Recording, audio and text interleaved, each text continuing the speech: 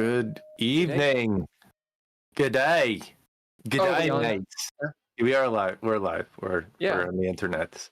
Great. Hi. Great. That's my Australia. I'm Australia-ing now. Good day. Right. Welcome so to tonight's Geeky Gamer Podcast. Thanks, Natalia. What was Natalia's last name? Natalia Klein for being. I just noticed that I was a bad podcaster and didn't bad man to Natalia Klein, who has put us on live support, put their hard-earned money and such into our podcast, and I haven't updated it. That's on the Patreon. On the Patreon. That's really the most important thing. I mean, we could just talk about how great our Patreons are for the whole night. Tim Roberts, Patreon.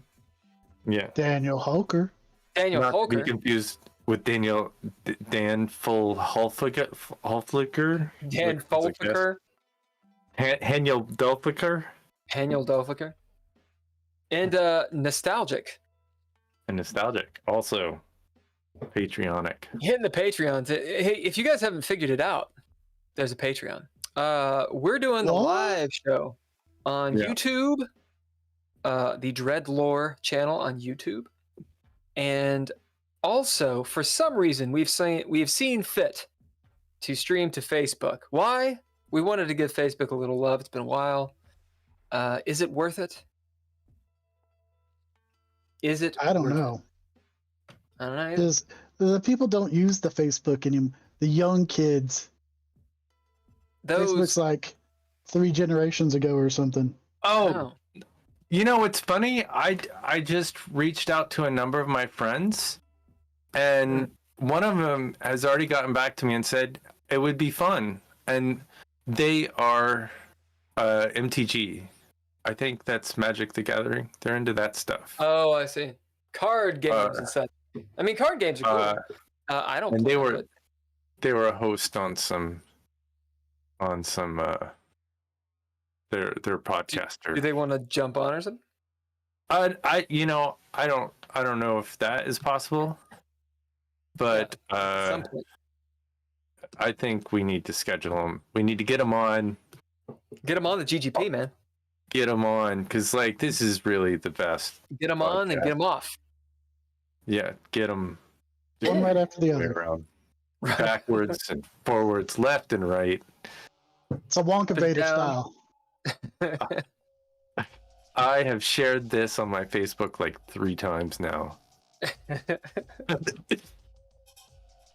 Right. So if anyone wants to know what the fuck GGP is actually about, basically, I'll watch this episode. It's Ken and myself interrupting each other over and over, never actually finishing any thoughts. What now? Nope. Yeah, and usually drinking. So now what we're doing, we're Geeky Gamer Podcast is 2 gamers. Actually, right now it's 3. It's a few gamers. Most often Ken and Bill, myself, and then Drizzle will jump on, and the Dreadies Cast, who invite creative guests to casual conversations, intimately casual, about whatever they're geeky about, with a focus on stories, tabletop role-playing games, filmmaking, video games, content creation, and lore. Oh, the lore. You know how many people we've cycled through, potential guests, and they're not into any of those things, but they're like, hey, let's rock and roll. They're like life coaches. Everybody's a life coach, like certified. Tell me, what the fuck is a certified life coach? CLC. I don't think the the alt-right has come up with a reason to hate this group yet. I feel like these guys are safe from the alt-left and the alt-right. All right. Now, this is the other thing that GGP is about. We Ken will go on ad nauseum about how we need to go into games, deep in the pain of games, and away from politics. And within 10 minutes, this motherfucker is throwing down. CLC though, you can't have CLCs. That's like that's wrong. No CLCs are allowed. That's just like I'm gonna put my foot down and just shut that down right now. Drizzle, what is a certified? What is it again? Certified life coach, right? Life coach. The fuck is a life Just- coach? I would think that it's like a therapist, but for career path Huh? is what I would Why think. do you it would always be. make sense? Well, I mean, a it's- therapist, but for career path. Is that? I guess so. It seems like a college advisor. well, yeah, but you have to graduate college one day. So Shut this is up, for Drizzle. people who aren't in college. Shut up. I guess we should look it up. Certified life coach. The fuck is Oh, that? yeah, you could look it up. What I mean, I think it sounds like an expensive way to get you through the day today. I mean, if I was a certified life coach, I would want to make at least, I don't know, $100 an hour or something. Oh, at least. They don't make that much. Oh, There are 75? inevitable ebbs and flows in life. Full stop. Sometimes a person will find it easy to continue on the path in front of them, and other times they may find it harder to figure out the right next steps. A certified life coach is a person trained to help other people navigate those more difficult periods. will they help us with gaming? I mean, how will they help my character, my role-playing game character, figure out the very difficult task, puzzle, mind you, that the arbiter has put in front of me? And can I get them on speed dial if maybe I could text them as we go along? Do you think they'd help my role-playing game ability, my role-play ability? Hey, Rodney. Oh, what's up, Rodney? In no, game or out of game? what a life coach would Either. do is sit down with Nord and go, Nord, so you like to do these you, so Nord, you like to do these adventures and stuff, but all of this drug use may not be the best. And then they would talk to you about how drug use may hinder your ability to go out and find these adventures and find the stuff you're looking for.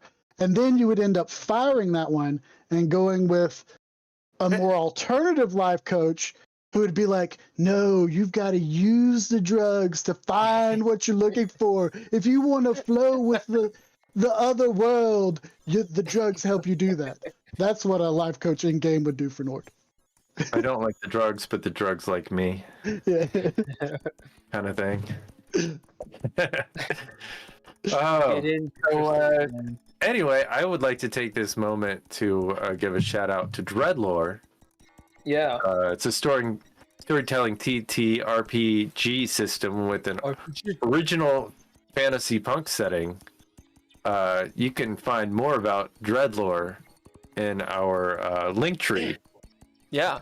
by typing in the link tree, which is like LINK something or other with a dot. TR.ee. Just go to dreadlore.com.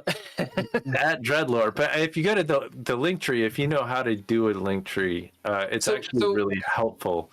So the because- link tree was designed, all right, so that you could have a link, right, a single link on like your Instagram bio, right? Because you can only have one usually.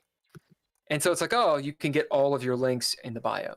But you're not really, it's not designed to be like, oh, it's ease of use. It's designed for social media, right? So go to dreadlore.com, go to our Instagram. If you want to find out what's up, Buck Mud, shaking dude. Dreadlore is for everybody. Everybody. So we got a few topics tonight. One is engagement. One is social media. One is professionalism.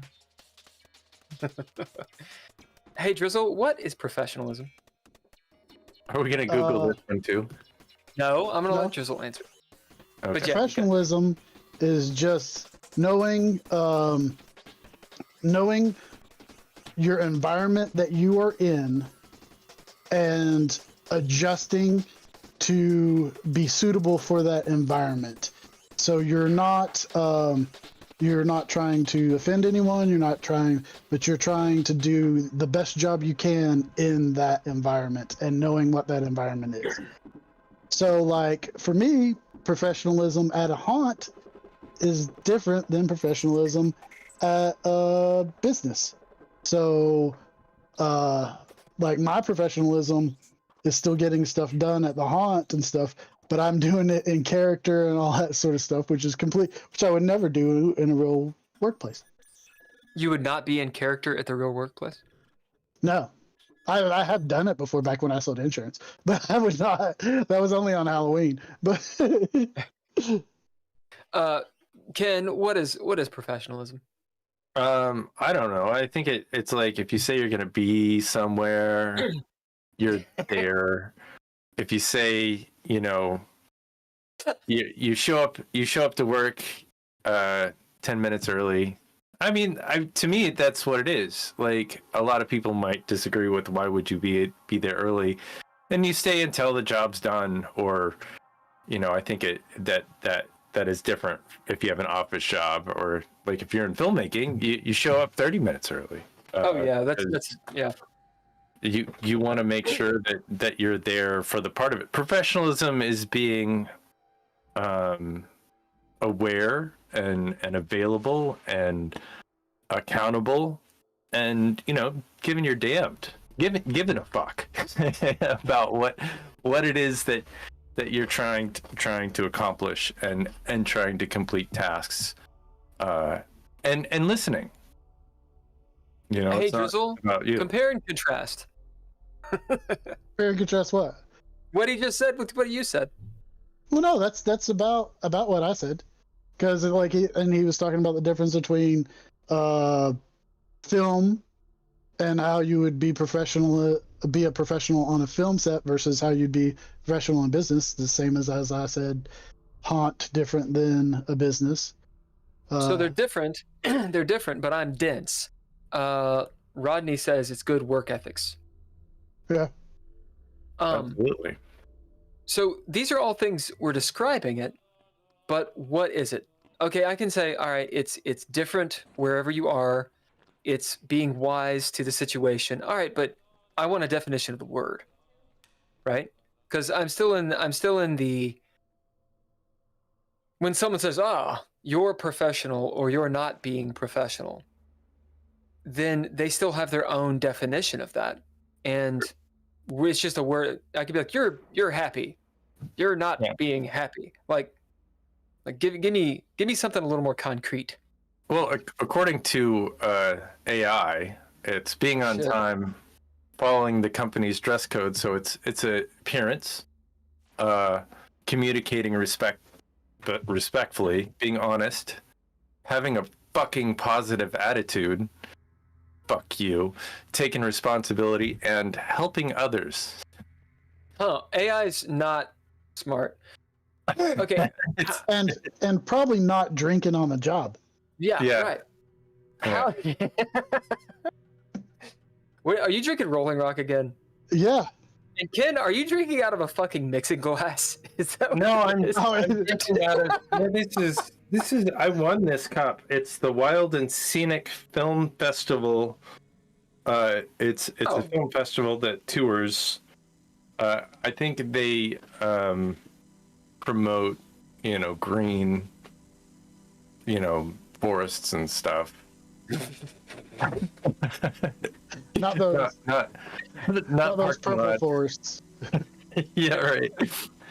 I think it's a film festival where usually some tragedy happens and you go. I mean, I can look it up, but Well, this is there's what some pollution happening, but there's This is just how water. you- I'm not drinking. I'm not drinking. I had a beer earlier. It was tough. I can't drink anymore since Don't drink. post-flu. don't drink. Just How do you define professionalism? So saith Google, our Lord and Savior. Professionalism does not mean wearing a suit or carrying a briefcase. Fuck you, AI. Rather, it means conducting oneself with responsibility, integrity, accountability, and excellence. It means communicating effectively and appropriately. So I side with Drizzle here. And always finding a way to be productive. Ooh, side with Ken there. Finding a way to be productive. Maybe that's leaving. Maybe it's not doing something. Communicating effectively, which people have trouble doing. Conducting oneself with responsibility, integrity, accountability, and excellence. Interesting. Like Kurt Angle. What's Kurt Angle? He was a wrestler from the 90s who was all about integrity and Oh, like boo, Well, boo. Integrity. Rodney says, trying to make the customer happy. No, whoa. Trying to make the customer happy? Rodney, I'm going to have to go ahead and disagree with you on there. It depends on if you work. Good, buddy. I'm going to have to go ahead and disagree with you on Well, there. But you got to think, in Rodney's line of work, that is because he's I don't an know what his line of electrician. work is. He's an Oh. electrician. Oh, yeah, that makes sense. Truth. It is good business to do that. All right, fine, Rodney. Then I agree with you completely. It's also Never turning mind. off the circuit breaker, I would imagine, before working and cutting out the electrical wires in the wall and stuff. That's professionalism, not electrocuting yourself. I guess that is professional. It's Yeah. very professional. Well, and make if you yourself. don't shut that off, then you have like a generator on or something, I think you juice other people's electricity. Yeah. I believe it's a two-way road. It's about Rodney, nuts. is that truth? Am I speaking out of my asshole, or is that any radio truth? Yeah. Professionalism. People throw it around. We throw it around. Throw around the term a lot. I threw around the term today a couple different times. So I'm doing the film. Rodney says true. I'm doing the film stuff. I'm attempting to do the film stuff out here. And there's a whole culture to professionalism in film, specifically Sure. with people that you haven't made it. Maybe that's a distinction that doesn't need to be made. Ken, help. Help? Yeah. Well, geez. All this water's really gone to my head. I wasn't really listening. Is that unprofessional? Yes. Yeah. Yes. Well, but wait, what were you focusing on producing stuff? Because if so, that's professional That's as a producer, but not as a podcaster. That's true. Like, What were you doing? You were looking online at something, weren't you? And no, titties. I was putting up the AI response for professionalism. See, he's being professional as a producer. I was doing the other thing. I wasn't really listening. I was thinking like, what page? How do I make this more artistically interesting? And like, you were talking, and I was like, oh, but Bill's gonna go on for a little while about something that he's on about. And then, I'm talking about professionalism, you cock. I'm defining the fucking word. Buck Mud says, time for a miniature bottle of Fireball. yeah, I think you're Well, right. Why not just go for a regular sized bottle of Fireball? Oh God, Fireball, God. I have a regular sized bottle of Fireball. Those miniature Fireballs don't have any whiskey in them. They're entirely made up. Like Fireball got in trouble for. Wait, like- really? putting fake Fireball in. Oh yeah, we're talking about this. That is unprofessional, by the way. Yeah. Putting fake shit into those mini containers of Fireball. So it had a lower alcohol content than No. a big bottle of Fireball, or It just didn't have any whiskey. oh, it didn't have any at all. Yep. So they were like non-alcoholic, or were they using different booze in Fireball? It was different booze. It was probably vodka. Like vodka's like the cheap shit. Whatever the cheap. Yeah, like not Everclear, but pure grain alcohol. Buckmud says, I only have 2 little ones, the bottles of Fireball, and leaving the house would involve leaving the house. Fair enough. Apparently, there was a lawsuit that alleges the mini bottles are contain no whiskey because it's spelled whiskey, I guess, and it's Wait, what? How is whiskey spelled? Technically, there's 2 ways of spelling whiskey. With an E. Yeah, one is the Irish way, one is the Irish way, and one is the everyone else way. But in January of 2023, there was a class action lawsuit that was filed against Fireball, saying that there was whiskey in there. I guess they spell it Fireball Cinnamon Whiskey with no E. I guess they didn't have the right. I don't know enough about it, but I'm kind of. I feel like you did it again. You're like you didn't listen to what I was saying, but you kept on, doing what you were doing. It's a malt beverage with whiskey flavor. Yeah. Oh my god. Like the difference between a Red's cider, which isn't a real cider because it's a malt beverage, versus an Angry Orchard, which is an actual cider. I did not know that. Yeah, Red's is a malt beverage flavored as a cider, where Angry Orchard is an actual cider. So Red's isn't actually made from apples, where Angry Orchard is. I was unaware of that. Buckmud says, the last time I drank one of these, I ended up rapping to Godzilla by Eminem, and I felt like I kept up pretty well that time. Therefore, that was whiskey with an E. Who knows? That's right. That's right. After just one little one? Buckmud might not drink that often. I was just questioning. Yeah, I don't know. I'm pretty sure Buck has got a bottle of Montenegro somewhere in that house. So I'm just saying. Then again, drinking straight up Amaro Montenegro is maybe not the best thing. I would rather drink it than motherfucking Fireball. No.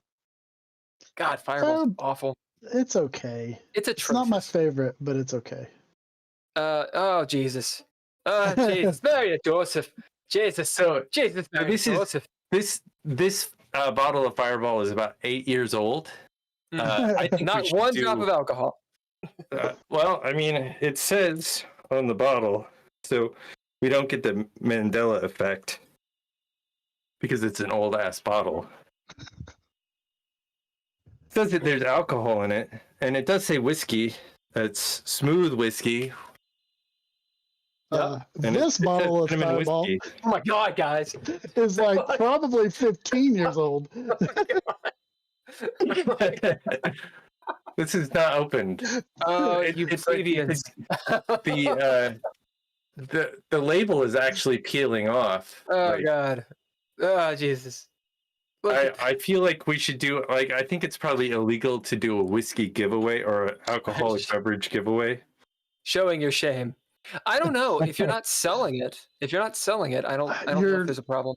It depends on the state law. In Kentucky, we are not allowed to give away as a contest, as a prize for a contest. Yeah. Or auction it. That ABC, man, they want their money.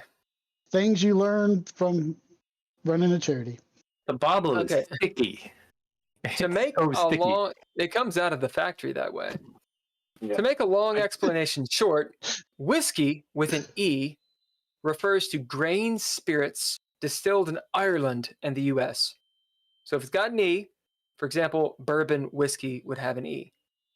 Whiskey with no E refers to the Scottish, Canadian, or Japanese grain spirits. So the Scots, the Canadians, and the Japanese do not have an E on their whiskey. Oh. Is that Buddha? So this is it's you probably can't see it because it's really old. I see the scorpion. Oh, it's a And scorpion. the and a snake. So I Is that sparkled this. This is whiskey. This is like Thai whiskey, or I got this in Cambodia. Are you sure that's whiskey, or is it just pure grain alcohol?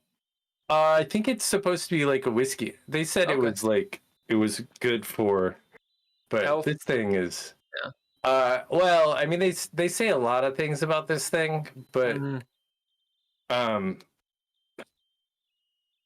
wouldn't drink it because they also say that shit's poisonous and might kill you. It also might have a good amount of lead in it, and so Yeah, you might want to light that on fire.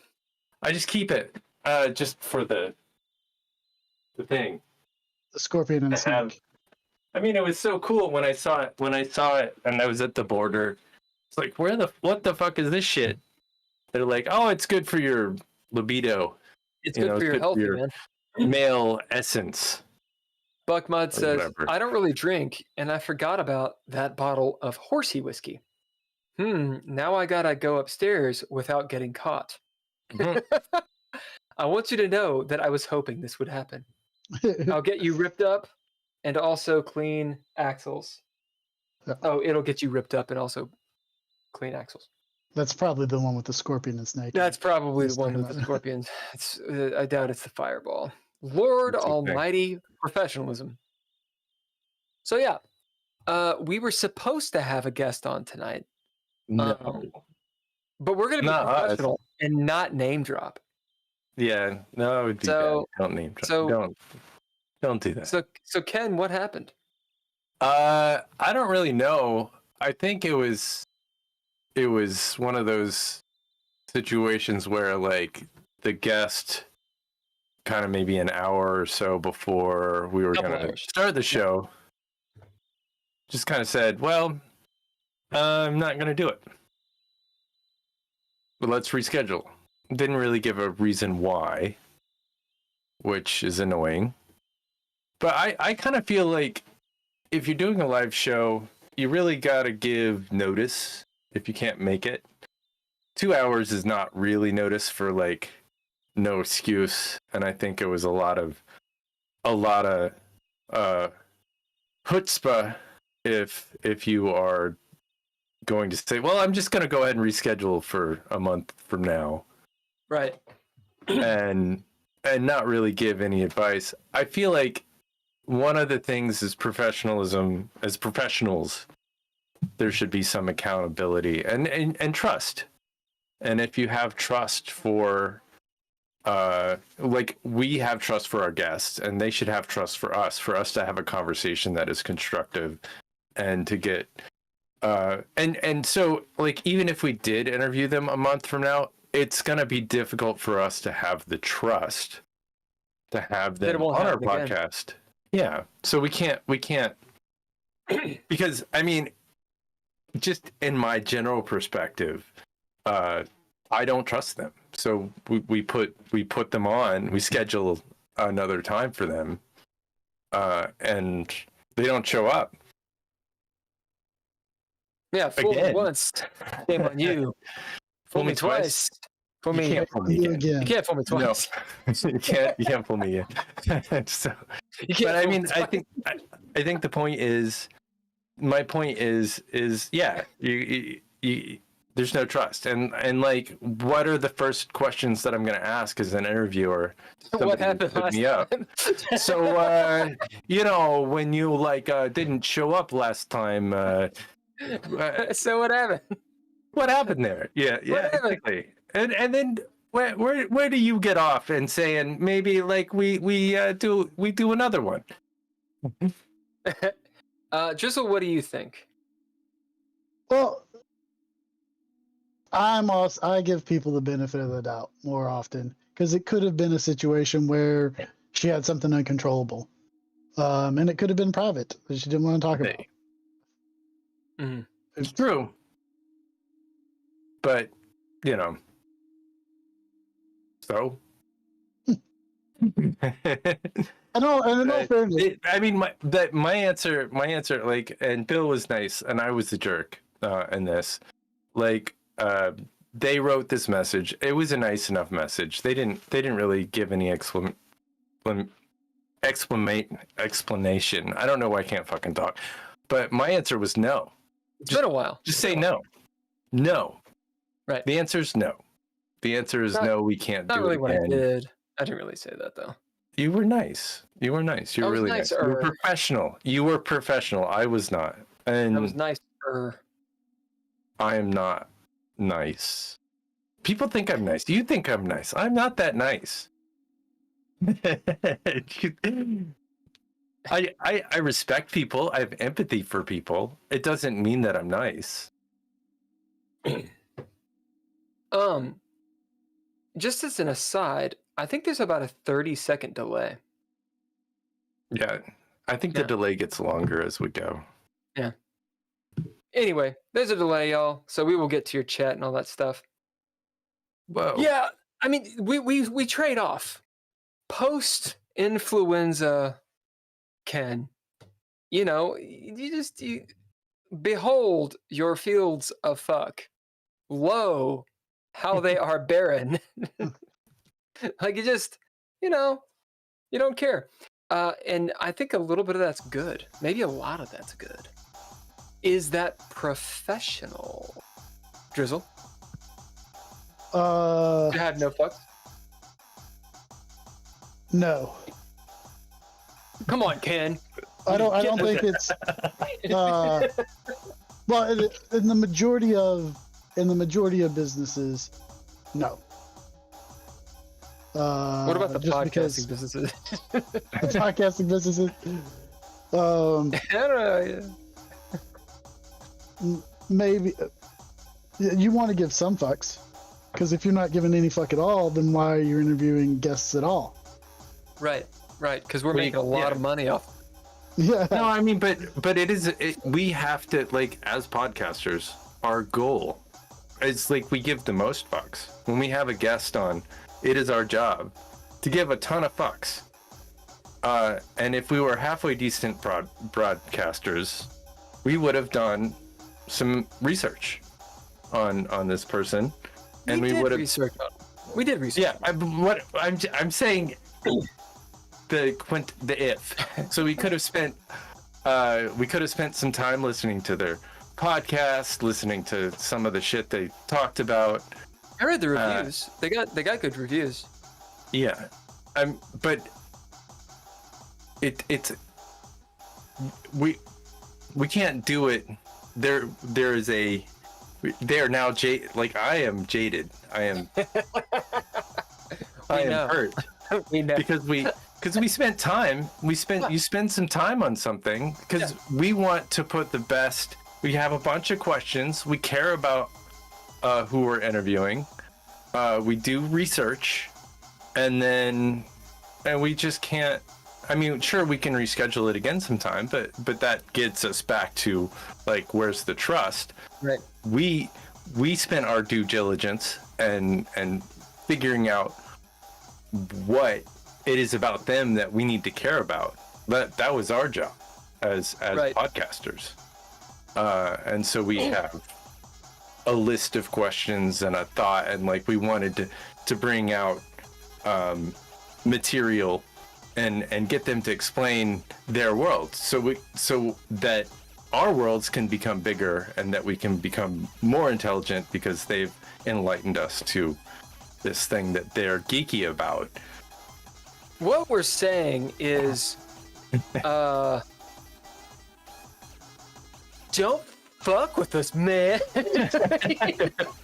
Or else we'll just talk about professionalism. We will talk for an entire podcast about how we hate you. We will talk the whole time. about how much we fucking hate. No, the thing is, we did do. But I don't. We did reviews. What were we saying? I don't hate this person. I don't hate No, anybody. of course not. It doesn't matter. I mean, I hate a couple of people in this world, but not this person. I don't hate anybody. Okay, there's some people I fucking hate. Whatever. So we did. They got some good reviews. An interesting guest. All these things. I think you nailed it with. The problem is the trust. Like, this person probably had, I can give them the benefit of the doubt, they probably had something come up, something serious. It had to happen. Yep. It could be anything. And this is a podcast they're not getting paid for. There's all these reasons, rationalizations, etc. All of that is doable. All of it's doable. Yep. It's understandable. The issue is we don't know. And there's not that communication, which, if we go back to the definition of professionalism, is clear communication. And so now it's like, okay, well, we put you back on. That's a spot for someone else. Literally, it's a spot for someone else. Yeah. We could have had someone on tonight that people could listen to instead of us bitching about it. And that blows. So what do we learn from this? We got to have a backup or two. Rodney said shit happens. Yeah, we do need a backup, but we also need a cancellation policy. Not that means anything, because anybody can cancel for no fucking reason anytime anyway. But, if you're going to be professional, typically there's a policy about all kinds of shit that we do. And the cancellation policy that I think we should do is, like, if you contact us 2 hours before we start saying, oh, I can't make it for whatever reason, for no reason, we don't do it. We don't try to set up another interview. That site actually might have something along those lines. Just guidelines. And, we could have people sign a form, but it's like, it's all nominal when it really comes down to it. One red flag that I saw was, so we use Discord to do this. At least for right now, we use Discord, which we might switch over. We need to test it out. Jitsi, which is not a racial slur. Jitsu. Oh, Jitsu. How do you spell it? JITSI. Something like that. Jitsu. Reconfirm. Well, there you go. Jitsi. Anyway, we might start using that. One of the red flags was to get on Discord. If anybody has gotten on Discord, how easy is it, Drizzle, to get on Discord and to figure it out? To get on Discord is not hard. Sometimes to figure it out is. It did take me a while to figure out Discord when we first started using it, and now they keep changing it. Like on the phone, they've moved the whole message thing, so it's not in the same place where it was. Like if I message you versus the channels or whatnot. But it is, once you get it down pat and figure it out, it's not hard to use, and it's not hard to sign up for. But when I first started, like the difference between channels and messaging and all that sort of stuff was a little confusing. But like I said, it wasn't hard it doesn't take too long to figure it out. Discord is a lot of customization, a lot that can go on. And so we probably need to, for the podcast, for the GGP, maybe going to Jitsi Meet or something. Apparently it's a pretty good one. It's essentially Zoom. And for right now, it's free. Zoom. And there's no time limit, which is really the big deal. But this person, I had to message them 3 times over the course of probably a couple weeks, being like, hey, you need to get on Discord. Here are the links. When you set it up. And even today, before they canceled, still hadn't. And I messaged them, was like, hey, look, if you're not on there, like this could actually be a deal. Like you need to get on there. Ken and I talked about using Jitsi Meet, which is even the reason I know about it. That's a red flag. It's like from the very get-go, I was like, here's our process, do this. And we've run into a few people, potential guests, that they just procrastinate like hardcore. And I guess that's just part of the business. Sure. Well, Yeah. it's not like I said, it's not Discord hard is to the get hard. one started. Do what? It's not hard to get one started. Like more so for me, it's harder because you get in the channels and then each channel has multiple channels. That's what made it confusing for me a lot getting started was, am I in the right channel? And then how many other channels are there under this main channel? So like, but if they don't have a Discord and you can't message them one-to-one, like that's easy to do. So they're called servers, categories, and channels? Whatever. Tomato. No, you're right. You're right. It has taken me forever finding what is the button on Discord to be able to just do a normal message. And then like if you haven't talked to someone in a while and you've forgotten their screen name because no one has the same name on here as anywhere else. Like my name is different on Facebook than it is on YouTube, than it is on Discord, than it is in real life. My username is the same everywhere. Right. And I am the only one of those. So you're right. You're better than all of us. no. Yeah, but your name in real life, what people call you is different than the name that is on that here. is true. His real name is Drizzle. Yeah. Ken. I'm just saying it's different. It's like I feel like I don't want to give up his. I don't want to. His like, real talk name is his, Rob I don't want to didn't talk. use it. I don't want to talk in the his chat. his fake name that he's got. My there. real name is Goddess Boom Boom. So Yeah. Sure. Just saying. Remember, one of my former friends used to get on me all the time for saying "just saying." Hey, guess what? Just saying. Not that person is listening. I'm not going to go that route. Sorry, it's just going down the rabbit hole. All right, so that's Just saying. professionalism. So what happened today? Before this, I was supposed to be in a meeting for a film thing. And we've gone back and forth on text, trying to find the day that we can all meet, 3 or 4 people, and it's like no one is quite paying attention to the text, or only a few people are. And it's just very frustrating to get people together and to do something. Okay, everybody knows this. Fine. We finally settle on a day, which was today. Not my idea, but I agreed to it. Settle on a place to go and a time. Boom. Hey, are we all confirmed? And there's no confirmation, save for one of the people. So I'm like, all right, well, let's meet. At least we'll meet. I'm on my way. I'm literally on the phone with Drizzle. And I get a message. It's like, oh, well, I guess we can't find a time to meet, so we'll just do it over Zoom. And I'm like, en route, driving in LA traffic. Oh yeah, fuck that. And I do have a day job that I've taken a long lunch to deal with. So I am pissed. So I turn the fuck around and I'm like, God damn it, I'm on the phone with Drizzle. He heard the whole thing. I was like, hold on a second. I call him back. Get home, get back on. And I'm like, all right, well, I've already taken off for that job. So we're going to do an actual work meeting dealing with our other podcast, right? Dreadlore Live Play, which is on Mondays at 7 p.m. Eastern Standard on Twitch. And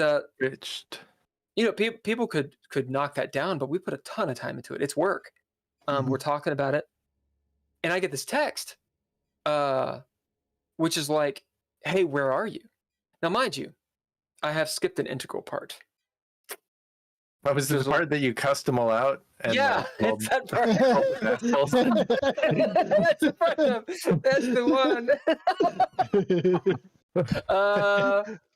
one. Shut the fuck up, Ken. Is I that was the one? taking the moral high ground here. Yeah, sure. What are you doing? If I'm in Outing. my car in LA traffic, and like everybody abandons me, kind of last minute, because you got to get in the car 45 minutes early.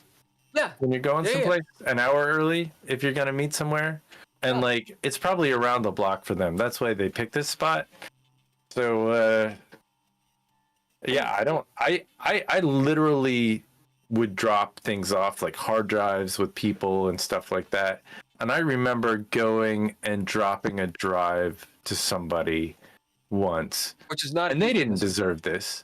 They didn't deserve any of this stuff. They were happy waiting in the corner. They're an accomplished filmmaker.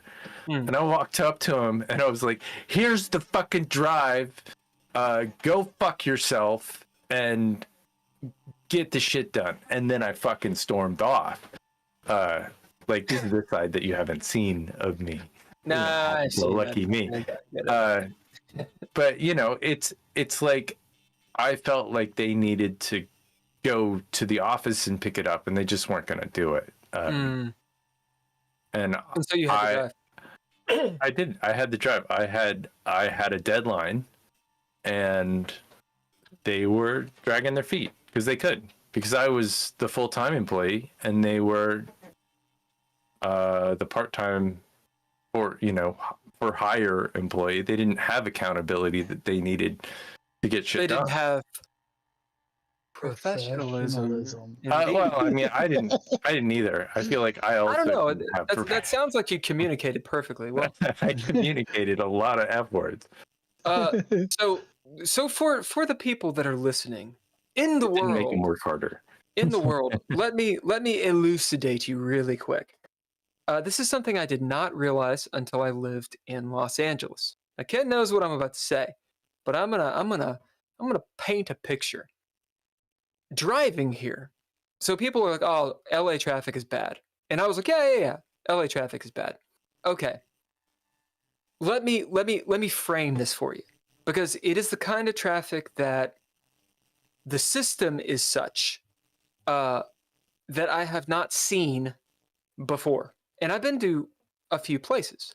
Both Ken and I have been to Southeast Asia, where the chaos reigns on the road. If you've ever been to Mongolia or like Ulaanbaatar, worst traffic I've ever seen in my life. Supposedly in India, the traffic is like crazy. I can't talk about that. Yeah. Peru. Bad traffic. Let me frame it for the US, Los Angeles. Okay. In our hometown in Kentucky, in Lexington or Richmond or whatever, Drizzle or Ken, how long would it take you during rush hour, okay, to go 3 miles? 15 minutes? 10, maybe? 5? During rush hour. Yeah. I don't know how far 3 miles is. I mean, if I was going to jump... Hamburg to Nicholasville Road. Hamburg to Nicholasville Road? That's probably 15, 20 minutes. Yeah.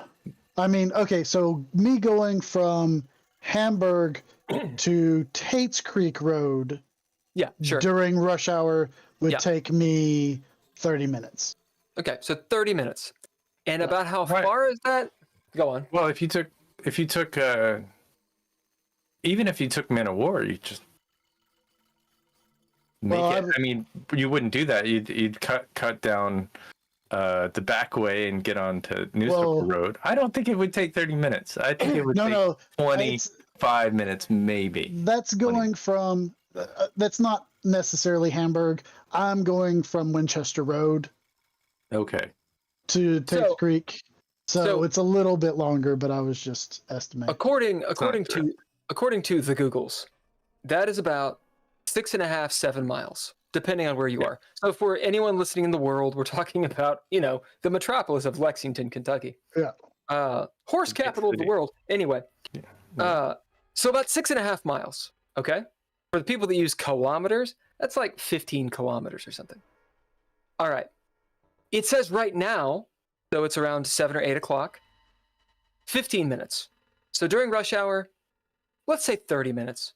Yep. Let's say it takes 30 minutes. That's a lot of fucking traffic. And and Lexington has a way more traffic than it should for the size of a city. All roads That's do. 6.5 miles. Let's call it 6 miles. Okay. Okay. In Los Angeles, Ken, how long does it take to go 1 fucking mile In your car? in rush hour? In your car? Yeah. Oh, I don't know, maybe an hour, maybe 45 minutes. It for real, like people don't believe it. It for It real does. can take forever.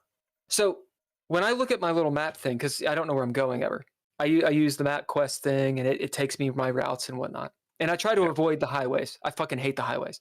I don't like the Well, culture. your on them. car is, it's like driving a tank. Yeah, I've got a I fucking mean, tank. you're driving two cars, Well, I'm in a fucking truck. basically. You know, I'm in a truck, and you know it's a thing. So Your car is 3 smart cars long, maybe 4. so Hello, Nathan. what's up, Nathan? So I'll be like, okay, I'm gonna drive to this place, and that place is, let's say, 2 or 3 miles away. Straight up, I don't have to get. You know, you're driving. And normally, if you're gonna get off the ramp or take the turn, you would get into the lane to do that, right? Sure. Especially in heavy traffic. You want to Yeah. prep to get in there. Although they don't do that in LA, they just jump in front of you. But let's say you're sane and you do Yeah. that. If there's room, if you can fit your nose in, it's fair. That's just that's not cutting you off. That's just an LA maneuver. So yeah. So what I do is I'm going. It's about a mile out, and I'm like, oh, I'll get in the lane. No. That's not what you do. What you do is you're a mile out. You might as well be 10. You wait. You're down to 0.5 miles. Yeah, it's forever away. You get down to 0.1 miles. Okay, now you can get over. Why? Because it's seriously going to take 10, 20 minutes, like, per mile. It's insane. And then when people are gone, driving here is fine. What is my fucking point? I'm on my way. I'm on my way, yeah, to this meeting. I get this message. And I'm like, Yeah, fuck that. fuck, Drizzle, I'll call you back. Come back home, set up with Drizzle, get the work call going. And I leave a message, which is essentially this. To so-and-so, go fuck. To so-and-so, I think it's really unprofessional that you cancel this meeting 20 minutes before we're supposed to have it, when it takes literally 20, 30, 45 minutes to get there. And I've said several times, you guys know I'm long-winded. I communicate. I got shit going on today. You did. I got shit going on today. But they're not paying Sure. attention, or they don't care, or whatever. They don't care is the answer. And I'm like, They it's don't care about unprofessional. you. They care about whatever. Like, I don't know why that situation would ever pop up. There's no reason for that, other than like they're fucking with you at this point. And Well, that's the way I would feel. That's the way I would feel. that's how I did feel. Yeah. And then to one of the people that I know, I was like, look, because I actually know one of them. And I was like, look, I'm pretty salty about this. It's not like my world is crashing down, but Sure. we've been jerking around so much. I took steps for this to happen. So literally this wouldn't happen. And Yeah. I'm pretty pissed. Like, I don't want to work on this project now. Yeah. This person, and go on. why would you? What have they done? Okay, you get up to the day when you spend all this time preparing for whatever. You get up to the day when everybody's Well, supposed to bring I canceled equipment work. and do Like, I things. literally canceled work, you know? You cannot trust them to show up. if you rehearsed your lines and knew your lines, if you put time into writing something, if you put time into getting equipment together, like, you can't trust them to show up. And that's like the most important thing. Like, through hell or high water, some form of communication. And then this happens. I'm talking to Drizzle. We're doing the work meeting. I'm on a call, and I get a message that says, "What are you fucking talking about? There's got to be a miscommunication here, because we've been talking. You haven't seen the messages." And I'm like, are they lying? Surely they're not lying. Is there something technical going on? What's the deal? And they're like, "Oh, I've been trying to call you all day." And I look at my phone, and I'm like, "You haven't been trying to call me all day. You called me like once or twice, like 30 minutes ago, when I was, literally In the at car, work, driving. on a call." Yeah. So what happens is, screenshots, indeed, the two group text messages are different, and I can't put it together. Basically, one person's and another person, it's like they're having a conversation in the group, and then these people are having like, they don't match. Something is going haywire. So it actually is a misunderstanding. Yeah. And all things are going to be all right. I will state, I should not have played my hand of "I'm pissed," but I had. Everything was going to be all right, except then this person goes, "If anyone's being unprofessional, it's you. Because we're all here, and you're not here, and you're calling us out, and obviously it's your phone," and goes on with it. And I'm like, and I literally say this, I'm like, well, honestly, I was about to come until you said that. Yeah. So, who's in the wrong? I will put myself nestled deep in wrong territory in this. I lost my temper. If I had not done that, probably nothing would have happened. I'm going to claim that. That's all on me. Yeah. We haven't even started the fucking project yet. Yeah. And I think this is the situation. We are trying to meet to talk about the project. And the first thing that happens is finger pointing. Yep. I think that like, that's not a good situation. I think it's not. I don't think you have a situation with the group that you're being included in all ways. Because you should know. You should have known all of what they said. I think the fact that you're volunteering probably to do this is not a paid gig. No. I think the fact that but it's not paid for causing, yeah, but it's pissing you off. And does it need to be production? Yeah, production emotions run high. But if you're in a production doing a thing, and you lose your temper or something like that, yeah, that's unprofessional. If you're like trying to set up a meetup and it's this painful, I can only imagine how infuriating you might be when it gets down to details. Drizzle, what do you think? No, especially at the end when they started to blame you.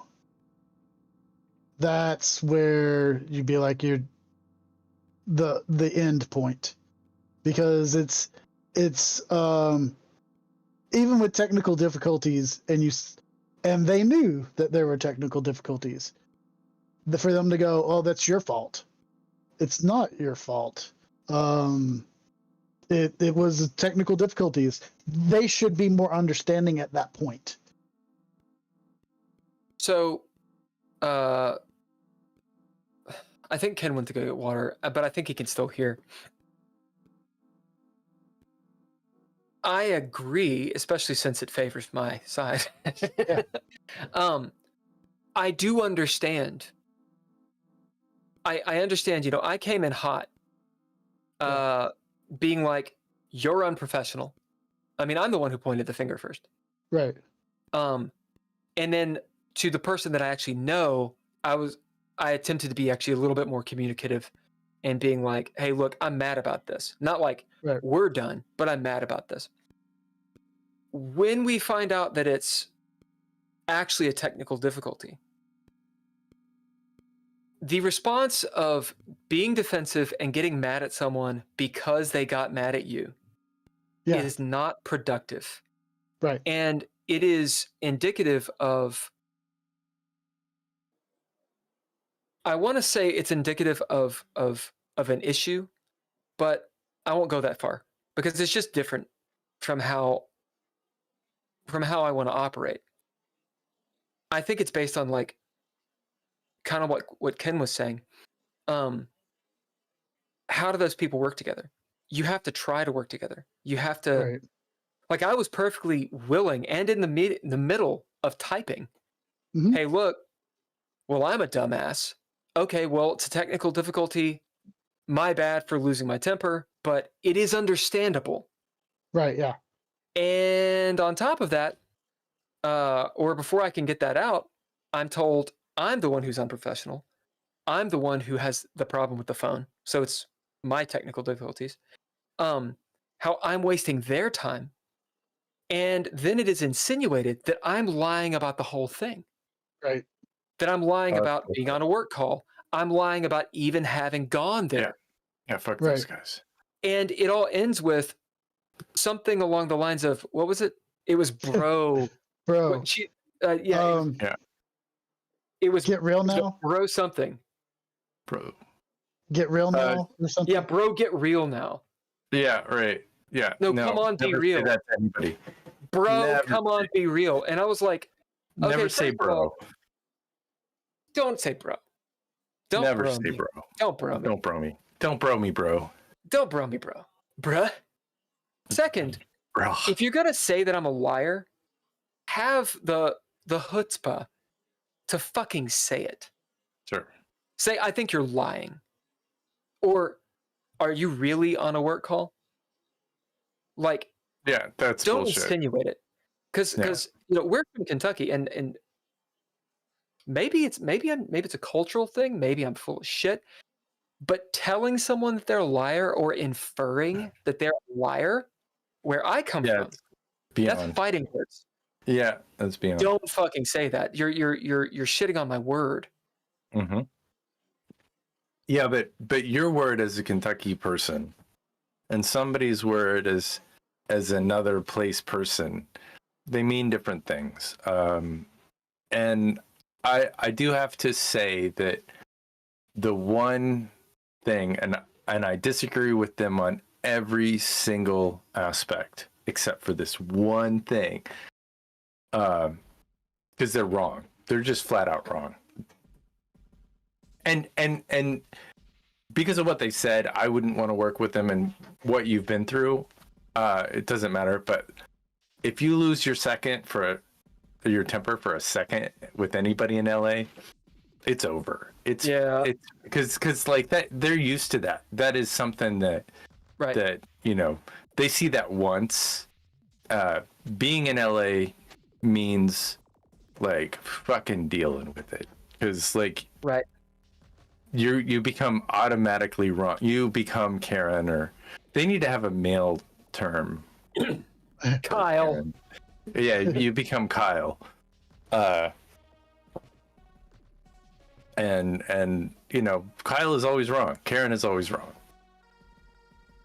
And I think Karen's, the people who I've named Karen are totally cool. I'm just talking. You're going K-Ron. Yeah, I mean, I'm Ken, so like it's not easy for me. I mean, I watched the Barbie movie and I was the villain, and I don't think that's fair. I felt demonized.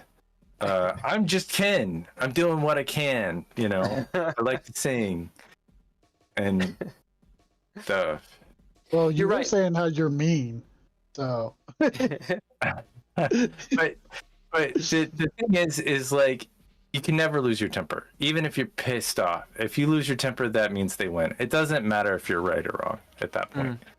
Always. Well, I think that's what I ran into today is this idea of what happened. So I'm dealing with people that, I'm a programmer, so what happened matters a lot to me. The order of operations, because that's how I think. Yeah. But for some people, what happened, what was said, it doesn't actually matter. All that matters is the present. Right now, let's get past it. Let's just get it done. And there's a strength in that. There's something mighty about that. And those two countries combine to have another. My point.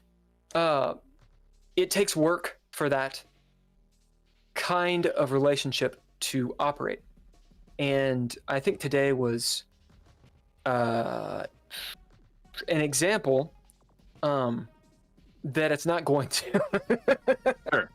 But you were also put in a pretty impossible situation where you felt like they were fucking with you. And yeah, I did. Your phone I really did. basically showed that they were fucking with you. And it's really hard to tell. Well, and then we share the screenshots, and it's obvious that their screenshot doesn't have my text. Yeah. And my screenshot doesn't have theirs, but the other person can see both. Yeah. And so then there's this pointing of, why didn't you call? And I was like, I was on a work call. Well, that doesn't make any sense, because how could you be doing this when this is happening? I mean, you're being unprofessional. And I'm like, yeah, but there was I'm a liar. There was a person that had all of the information. I mean, on the screenshots, it looks like there was a person who's on both of them responding to both of us. Yeah. So. Yeah. So maybe it's that person. I do know that your phone is not great at texting. Yeah, I found totally. It could be my fucking phone, but with all of this knowledge, it seems like the rational thing to say is, oh, so it really is a misunderstanding. And it's also understandable that people got pissed. Sure. Let's get past it. Also, but the film that they're going to make is going to fall apart. And here's why. No, let me tell you why. It's going to fall apart because there's no central source. Nobody's accountable to get everybody involved. Right. It really this information needs to come from one person. It could be agreed on by everybody, but somebody needs to make the call and the choice. And that shit doesn't need to happen day of. That, this meeting needed to be settled a week ago, not today. Right. It needed to be something and it was. Or go on. Spontaneous. No. Well, I mean, if it was, it sounded like it fell apart. Yeah, it was settled, but then not everyone was paying attention. Or if they were, it wasn't in the text string. Mm-hmm. And so... And did they show up? As far as I know. Yeah. But by that point, it was too late. And then they were like, this entire time you've been wanting screenshots and arguing, you could have already been here. And I was like, look, you're not my fucking mom. You're not my dad. Don't belittle me.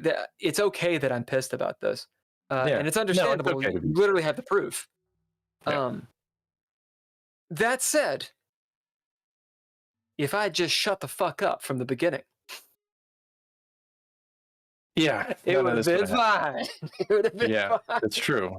It's true. Nothing would have happened if you just kind of shut up. I mean, that's always the case. Less is more. It's always more. If she kept going that way, she'd been right to the center of the labyrinth. Yeah, she just stay. You're like David Bowie wanted her to get there. That was the whole point. Like, you need to get here so we can get married. That was what he wanted. He wanted to see her. He liked her. That's the relationship curse. And that was Jennifer O'Connell. Jennifer Connelly. Jennifer Connelly. Yeah, me too. I wanted to be at the center. I mean, if I had a way to get her to run the most direct way towards me, I would let her do that. You even tried Don't to veer off the path. Listen, Jareth, that's his name? Yeah. It's Jareth, right. He's a complex guy. He's got a cod piece. All right. Yeah. Yeah. Slap that baby. Slap that baby, make him pee. Or smack that baby, make him pee. You're completely wrong on those lyrics, though. Anyway, the relationship curse, the idea that you got two people that are mad, and yet they're mad at each other about the way something is going down, when in reality, they want the same thing. Sure. They want the same goal. Like, it's like when someone gets mad at you because you did not hang out with them. They actually want to hang out with you, but then you get mad at them for being mad at you. And yet, you guys actually do want to hang out. You're friends, or you're dating, or you're whatever. But then it becomes a thing. So, how do you work together? Right? Maybe we should get a life coach. Fuck. God, full circle, baby. Full fucking circle. Oh, and by the way, Ken, just so you know, I have sung Magic Dance live at karaoke before. So. Oh yeah. What is the lyric? What's the lyric? It's not slap that baby. It's watch out, baby. It's been years ago since I sung it. It's watch out, baby, something.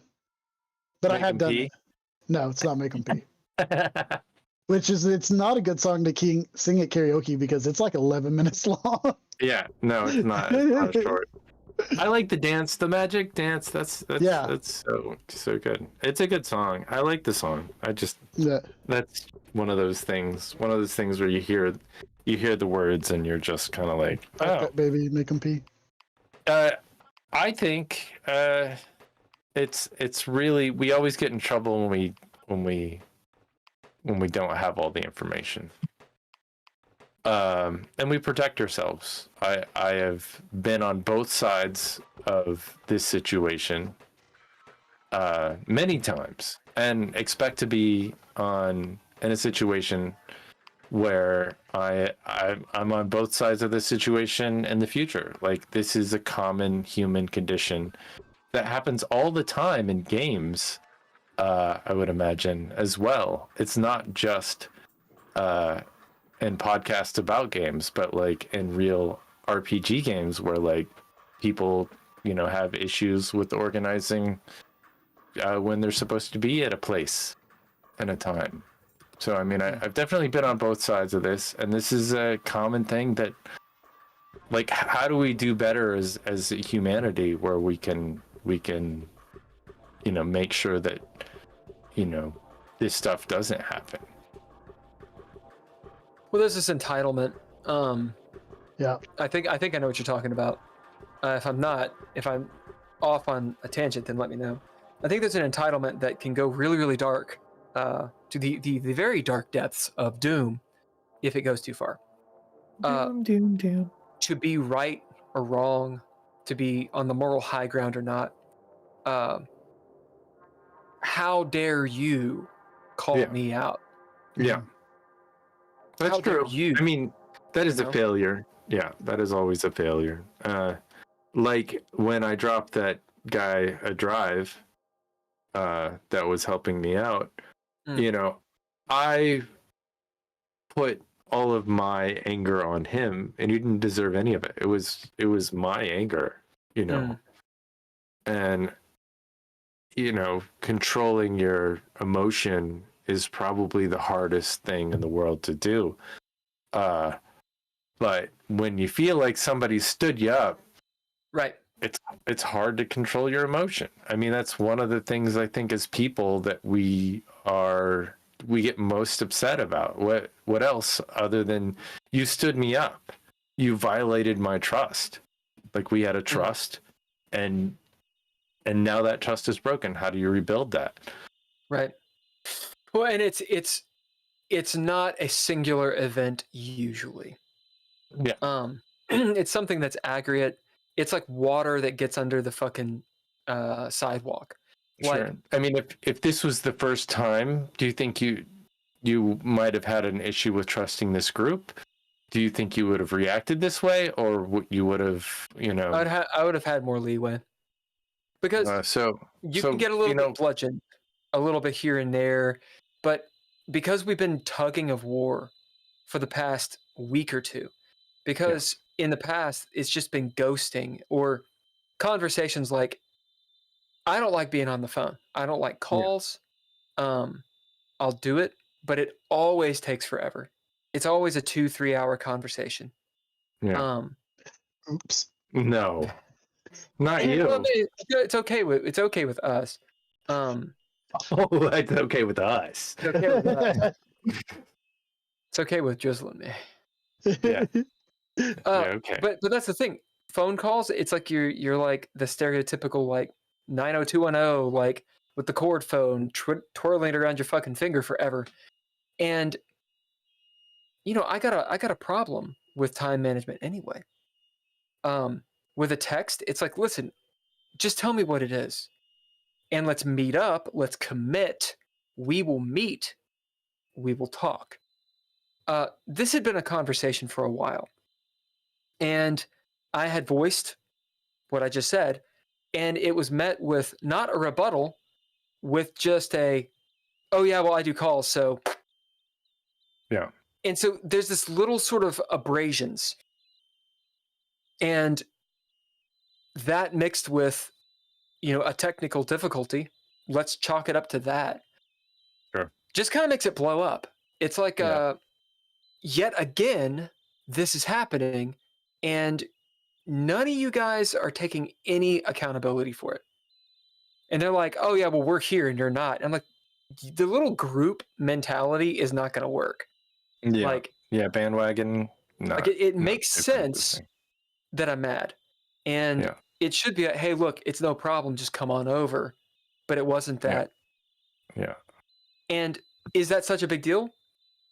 With everything else, it's like, well, clearly you just don't really want to work together. Yeah. I mean, I think I would rather be their friends than try to be friends and work. Because when shit happens and we're friends and work, it blows up. Yeah. I want to be friends and I want to work. Yeah. Very few people, like with Ken, you and I, we can work and be friends. Yeah. Because we can talk through adversity. Sure. And well, we also, but again, that goes back to trust. I mean, I think if you trusted these people, you wouldn't have gotten angry with them. They gave you reasons to get angry prior to this moment.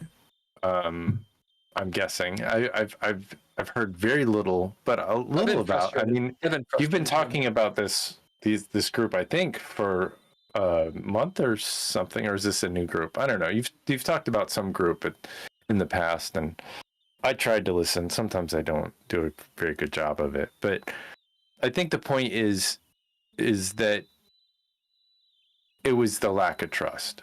And they obviously don't trust and me they, either. Yeah, and they don't trust you either. Yeah.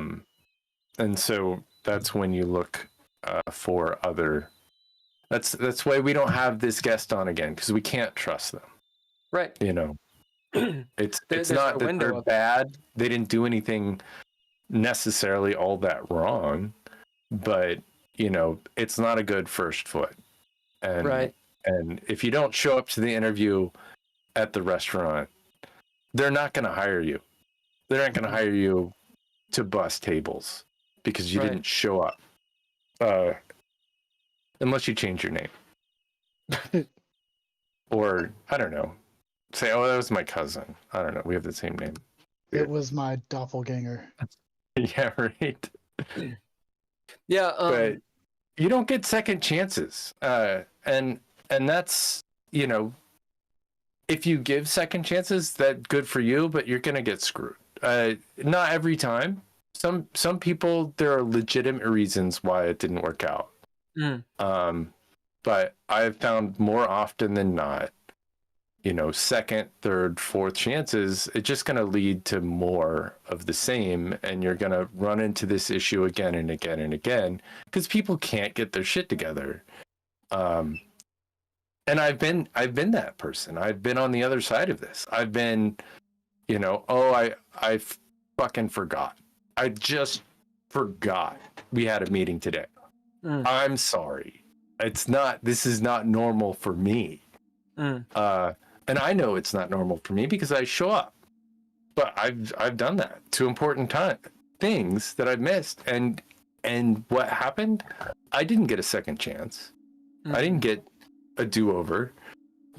People just move on. There are a lot of people, and mistake or no mistake, there's not enough time in the day to spend in your life to spend the time, hoping that this time they'll get it together. I think. I mean, that's Drizzle. If you fire someone for being drunk on the job, and you give them a second chance, you have to fire them the second time when they're drunk on the job as well. That's from experience. Yeah. And they've asked for a third time, and I'm like, no.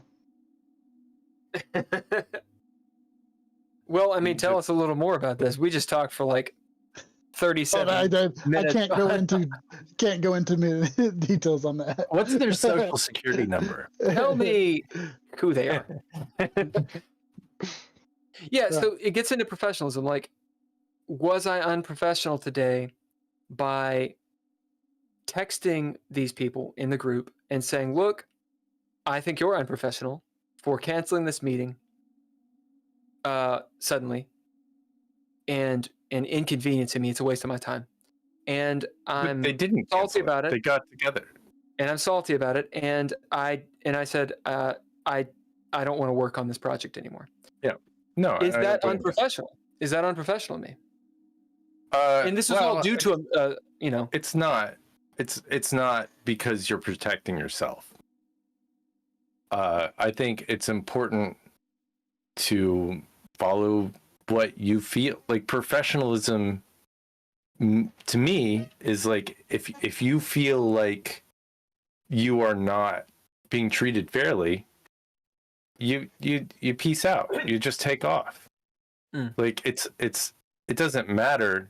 You're being true to what you need as a person who is a creator and an artist. And that's when you're successful. You build the world around you that is functional. Like, if you surround yourself with people who you don't trust, you're never going to succeed, and you're going to be miserable. And yeah, you might do this and that, and I don't know. The road not traveled it's hard to tell. But you got to protect yourself, and that is professional. The one thing that you're in saying this you're not mentioning is, as you were there, you received a text saying, let's reschedule it because we can't get together. So that's when you got the text on the way. Right. I got mad when I got that. So literally there was a text that didn't seem... See, there's something fishy. It could just be group text mayhem with iPhone and Android. That could be it. Because I was sent screenshots. And there's quite literally none of my shit and none of their shit when they were talking to me. And yet the conversation continues. So it looks like a big misconstrued what. But it's literally, hey, are we good? Yeah, we're good. I'm on my way. Suddenly, boom. Okay, well, we'll just meet on Zoom. Yeah. Boom, we'll meet on Zoom. And I was like, are you fucking kidding me? Like, this is literally what I was trying to avoid. And the answer that I got was, well, if all this had happened, why didn't you call? Clearly, this is all on you. And I'm like, yeah, but why that's would their, I call? that's their version of... We're talking on the text, and from what I'm seeing, you're not talking. I thought this person had ghosted. So they're like, well, why didn't you call? It's like, well, why would I call? You know, also, I'm driving, I'm talking, I'm doing a meetup thing. Like, I've got a lot going on.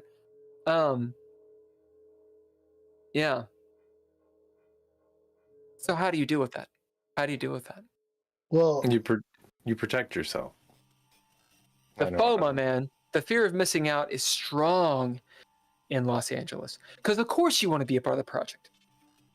I don't like that part of this thing wasn't discussed with me. This actually started out as my project. Yeah. Something that I had taken over from someone else. And I was trying to make it work by including a few people. And then I got thrown onto a voice or a text thing with a bunch of people. And I was like, oh, we're all doing it? Okay. Not discussed with me. And then it's we're going to make a whole new thing. I think it's a situation of too many chefs in the kitchen. Yeah. I think that's actually maybe the root of this. I said that before. You muted. Something happened when you moved. It cut out your mic. Your mic has been cut out. Can't hear you. Ken's gone. Can't hear you. He's gone forever. It's when you started to move, it quit. Oh, you're back. What? You're almost back. Yeah. Twist the cable. I bet it's a cable thing. Your cable is undone. Oh, you're back. What? Really? Oh, You're yeah. back. So I just started saying fucking. Yeah. That's what brought it back. The power of cursing. The power of hate. Yeah. And anger. I'm guessing my mic got switched over or something. Anyway, I think what I was saying, before I got so rudely interrupted, was, and it goes back to trust. Yeah. And I'm gonna keep saying that, you know, they switched the game on you. It sounds like you had one game plan and you had an idea, and they took over and wanted to do something different. It's a different thing than what you had initially planned. And I think that if you're not finding that joy, and if you're not willing to give it some elasticity, you're gonna fail at that as well. I mean, I don't know. It seems like maybe this group is not. What I would do in the future is make sure that your communication systems allow you to, synchronize your fucking watches and shit. Yeah. Well, you have make to sure agree that on. You have to agree on a way to communicate, and that is ground zero. One of the problems here is one of the people is like, no, I only do calls. And it's like, if that person is only going to do calls and really only pay attention to that. And so I'm working with this other group of people, and we do our best to accommodate each other. Now, also, these other people are not friends, they're colleagues. So maybe there's that ability. But it's like, oh, you can't make it? Okay, we'll figure something out. What can we use? I don't care if we Zoom. I don't care if we call. I don't care if we whatever. But you sacrifice to make something happen. And with this group, the feeling I get is, okay, well, if it's not convenient, then we're not going to do it. Well, I don't really like doing that, so we're not going to do it. And that makes everybody start hardening up and just not wanting to do stuff. When you don't get results, you stop trying. Segueing into a rant about engagement and social media. So we do this podcast. We do the Dreadlord Live Play podcast on Mondays. I do Chess with Bill podcast thing 3 or 4 times a week. Suffice to say, we're on the social medias. What a waste of time. A massive, massive pile of shit social media is. Now, am I preaching to the choir? Am I just bitching? Do you guys have any opinions on this?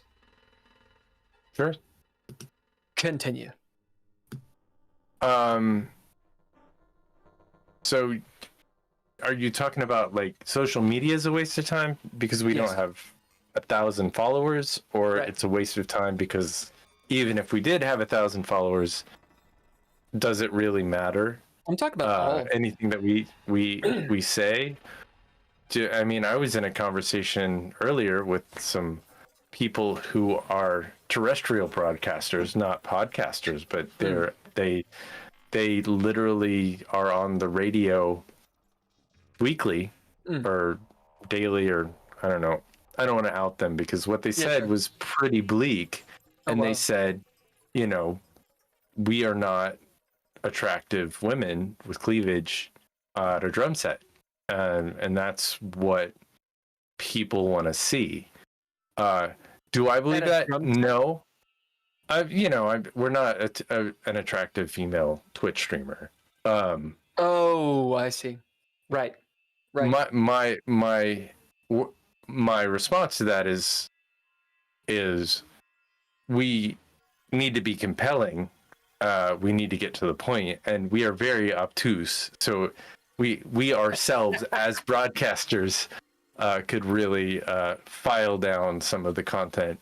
I don't know. Put your comment and like give us your comments. Tell us what you think about how obtuse we are. If you enjoy it or not, that's up to you. And thank you for listening. But so we could definitely use, but we also have to play their game. We have to be on social media. Yeah, we have to put the tags in. We have to engage with our community, which we don't do. We have to build relationships, which we're trying. We're starting. You have to have somebody who does it full time these days. But we gotta post like our shorts. We haven't posted. See, I don't think so. We haven't. I don't think so. But we were getting 2,000 views a month, or not a month, a week, or however. We're getting 2,000 views during a period of time, and now we're down to like 400 or 500 views. Right. During amount of time, but we kind of ghosted ourselves a little bit. It's also interest. Like we don't have, if we're not talking about something that people care about, they're not going to listen. If we don't have somebody famous on here, they're not going to listen. You know, there's all these things where that we don't necessarily do it, and it's all a lie, and it's all true. I mean, because really, what makes something viral? We don't know. So I mean, I think we're our social media, authentic selves. Social media. Yeah. This I'm going to go back to my statement. It's bullshit. And one of the things that, just in our own situation, of all the projects we're doing, one of the situations that one of the mistakes I think that we're making, I think a lot of people make it too, is no focus. So what is the point of social media? Right? Like, what is the fucking purpose of it? It's a dopamine response. It's instantaneous gratification. It's to get you from this moment to the next moment. Like, I deleted Instagram off my phone, and do this occasionally for a lot of these apps, because it's a time suck where you're like looking at this image or, you know, engaging this conversation, it's a time suck. That's the point. It's a dopamine. Like we get off that little dopamine response when we see a new image. It is a cheap way to get a little bit high. Drizzle. It's just a time waster. Basically, like literally, I sit here at work, and while I'm waiting for something to load, I'll pull up Instagram and look at a post because I'm waiting for something to load and to kill the time while I'm waiting 35 seconds for for this web page to load or whatever I'm doing. I don't think it is a waste for advertising. I know at the Haunt, we don't do any advertising except for we put up 3 billboards and everything else is online. We used to do radio ads. We used to do that sort of stuff, and it's just not. Now, what do you do? So we get to radio ads. Don't do anything anymore. No, not anymore. And going to, so I go, well, which I, oh, by the way, one thing, March 5th, or no, March 4th, I will not be here, because I'm going to, that's the Transworld, which is the big haunted house convention in St. Louis. And we go out there, and they literally are teaching classes out there how you should forego all advertising on anything else except for social media. Yeah. Because a lot of haunts and stuff like that are just going to pure social media. And like, in all honesty, we don't spend any money on social media and do it. We just put our posts out there, and when it gets closer to, so like over the down season, we post very little, but then when we start getting close, we start ramping up posts, and it's just small, stupid stuff. That event we did. Oh, go ahead. It's just eye-catchy. It is usually short, funny videos. Yeah. And sometimes we'll do scary videos and stuff like that. But that event, that concert that Bill and I did last year, Bill doesn't know anything about what we did to promote the event, but it was like a half filled, maybe a third filled theater or something like that. We were all over the radio. We were all over. We did email bombs and stuff like that. I think there was no, if not little, social media. I mean, there were I was looking at the videos that we made to promote it.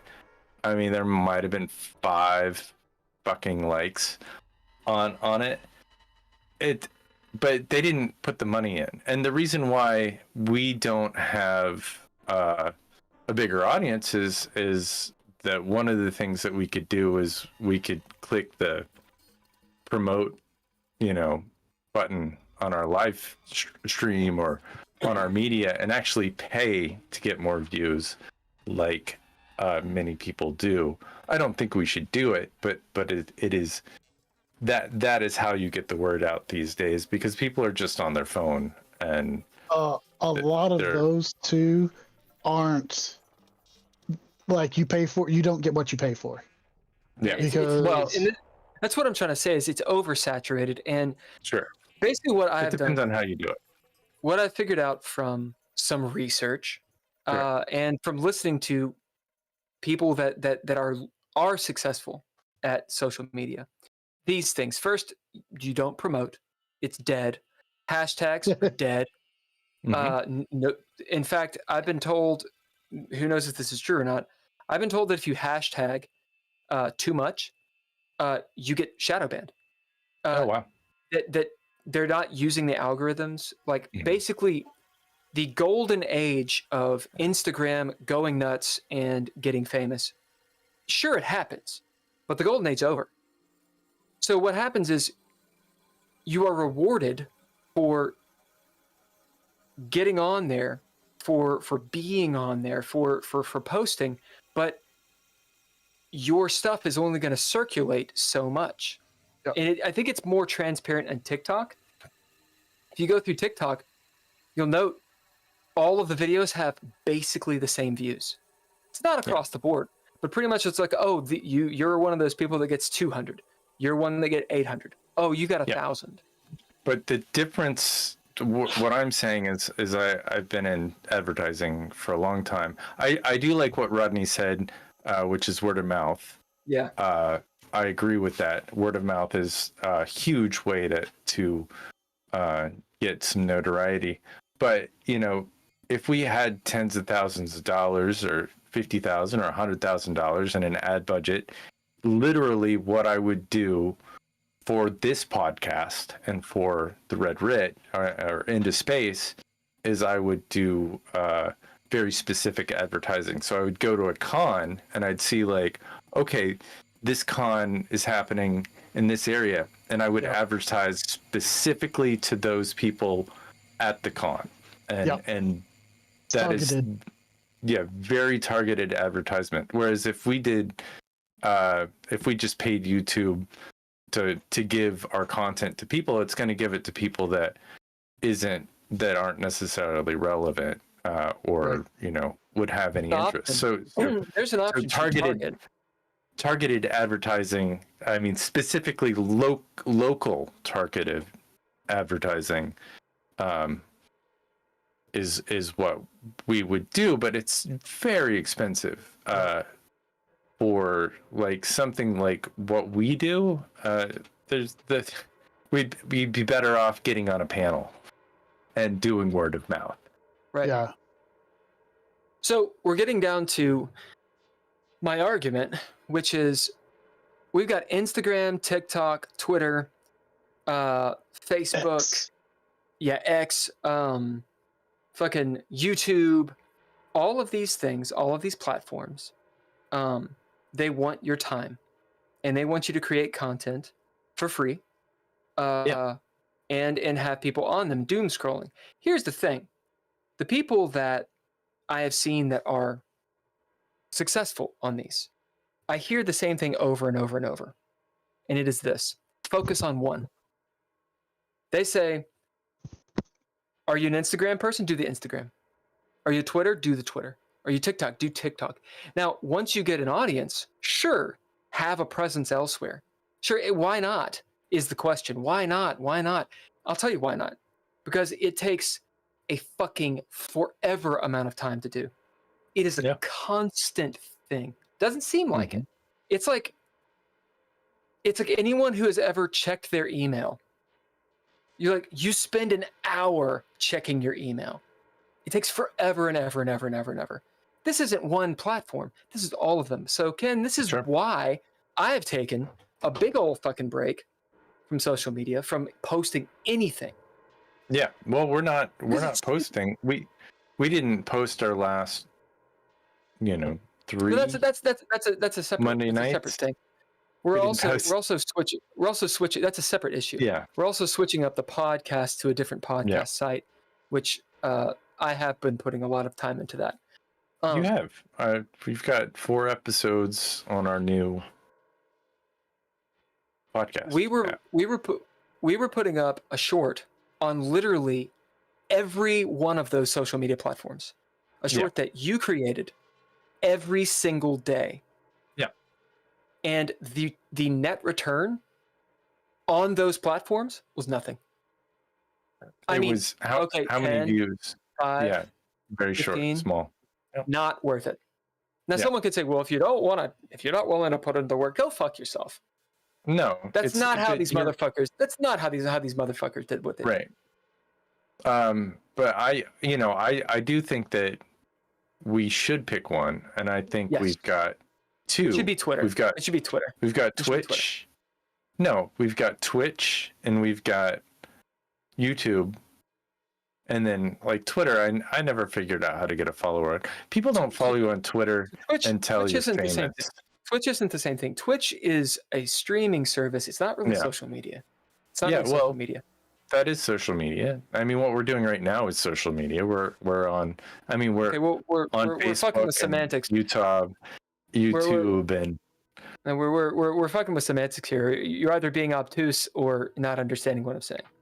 yeah, I get what you're saying. I've been doing social media I've been on the internet social media for 25 years. It doesn't matter how 20 long years. you've been on social media Yeah. because it changes every like 3 seconds. It does. It changes every 5 seconds. I get that. But I understand what you're saying about picking one Yeah. and working that out. Because you can't engage on multiple platforms. No, exactly. So Twitter or X or whatever you want to call it, I think Twitter I like the logo for X more, but I think Twitter makes more sense to say. I actually get engagement. Like I will like someone's thing. Yeah. And they will respond. I'll message them. And they'll be quote unquote, air quote famous. Yeah. They will respond. Sure. I'll be like, hey, do you want to be on the GGP? And boom, Bill Allen gets on the GGP. Like, it's William an actual... Shatner responded to one of my tweets once. It was great. I get it. People actually respond. Instagram, it's a fucking bunch of reels. It's funny, but it's TV. And I don't care. I just don't. I don't care. I deleted Instagram from my phone because I don't engage with it. And it was just endless amounts of stuff I don't care about. People don't contact me. I've got 3 accounts for different people, or for different, for Dreadlore, for chess, etc. And I've got like the same friends, and they just send me reels. Yeah, and that's it. It's reels. There's no actual even conversation. Yeah, I sent you some reels. I thought they were funny, but what's the point? They're funny. But what's the point beyond a little like, oh, this is like more dopamine for my moment. This is like an TikTok? increased. I can't stand. I can't actually look at it. Yeah, I'm on it just to be on it. I've never seen it. Never seen it. Like, so Twitter. Twitter is the one that I use, and it's the one that I've focused on for Dreadlore. For YouTube Shorts, I think the shorts look good, but we need to focus it on either GGP, which is what we're doing, or funny videos from the live play, maybe. Yeah, but focusing it on GGP is just we do this every Thursday. There's no focus to it. Not unless we want to make shorts or something out of it. And I don't make shorts for GGP. I'm sure there's a bunch in there. I was having a conversation earlier today, which is genius. Whoever develops this app where you've got 2 hours of content and you tell the AI to like, okay, pick out 10 clips and make them into shorts. Oh wow. And then aggregate that across all the socials. And it just said that's what you tell the AI to do, and it just does that. Wow. And that's a thing that people have right now. No, I'm sure it's in the process of being made. There are things that are being developed that are of that, where they take our long form and turn it into short form and searchable content. It's also a thing to where the AI imagery that is coming out eventually saturates itself. And so as AI images become based off of other AI images, they no longer have any kind of grasp in reality. And this stuff turns fluid, and it like the metadata washes out, and it's like when you have a bunch of like watercolors and you put all the colors together, it just turns into a gray wash. Wow. And so it just loses its consistency. When they're doing the AI like 4th, 5th, 6th generation, it's no longer, they need to have the human content at this point. They need to scrape those images that we make to and I use AI for some of the stuff we do because if I didn't, there's no amount of I don't have that kind of time to create Soupy says entire hi. worlds. What's up, Soupy? Soupy Jones. Hi, GGP. Yeah, you're catching us on the proper bitch fest. Yeah. Talking about how we don't like social media at all. We also don't like guests who cancel 2 hours before we go live. Clearly not. Clearly not. So Drizzle, what is your opinion on our social media presence for? And this question is the question is complicated, which is indicative of the problem, I think, or symptomatic of our social media presence for GGP, for Dreadlore Live Play. The only thing that you would have to, in order to get more followers, you need to get on somebody who already has a lot of followers. Oh, That's the, to be honest, that's probably the only way that you can do it for free. In order, like, if you were to pay for it, the localized thing would be a way to do it. But the only way to do it for free is to get on somebody who already has a lot of followers. Because if you hop on something and they have 1,000 followers, you may pick up 20% of that. You know, that's the only way is that for your, unless you have something, and I don't even know, like we had one girl at the haunt, this viral video went over to 1 million views. Oh wow. But it's the only one that's ever happened. And so, yeah, the haunt picked up some views off of her because the haunt was tagged in it. But it's not a guaranteed thing, and you're only going to pick up a small percentage of that 1 million views that they get. Sure. You know? I know that because you know, I have videos, a collection of like 10 videos that might have 80 million views on them, and my logo, my business logo, is at the end of the video, and nobody's messaged me. Like, I get no play. The other issue is it's on YouTube, and so like when my logo pops up, the assholes that they put that shit over my logo. Well, it can't be. It has to be one of us. It has to be something to where it says so and so and Dreadlore. That's how you would pick up other people. Just a logo at the end. These days, people don't pay attention to. Yeah, it's meaningless. No, there's like it. It might as well just be nothing. And people have already turned off way before that. It's another form of and we see it in all forms of technology, right? Like another form of commercialism. There's a point where something was art, and then it is figured out. It's sort of solved, and social media has been solved.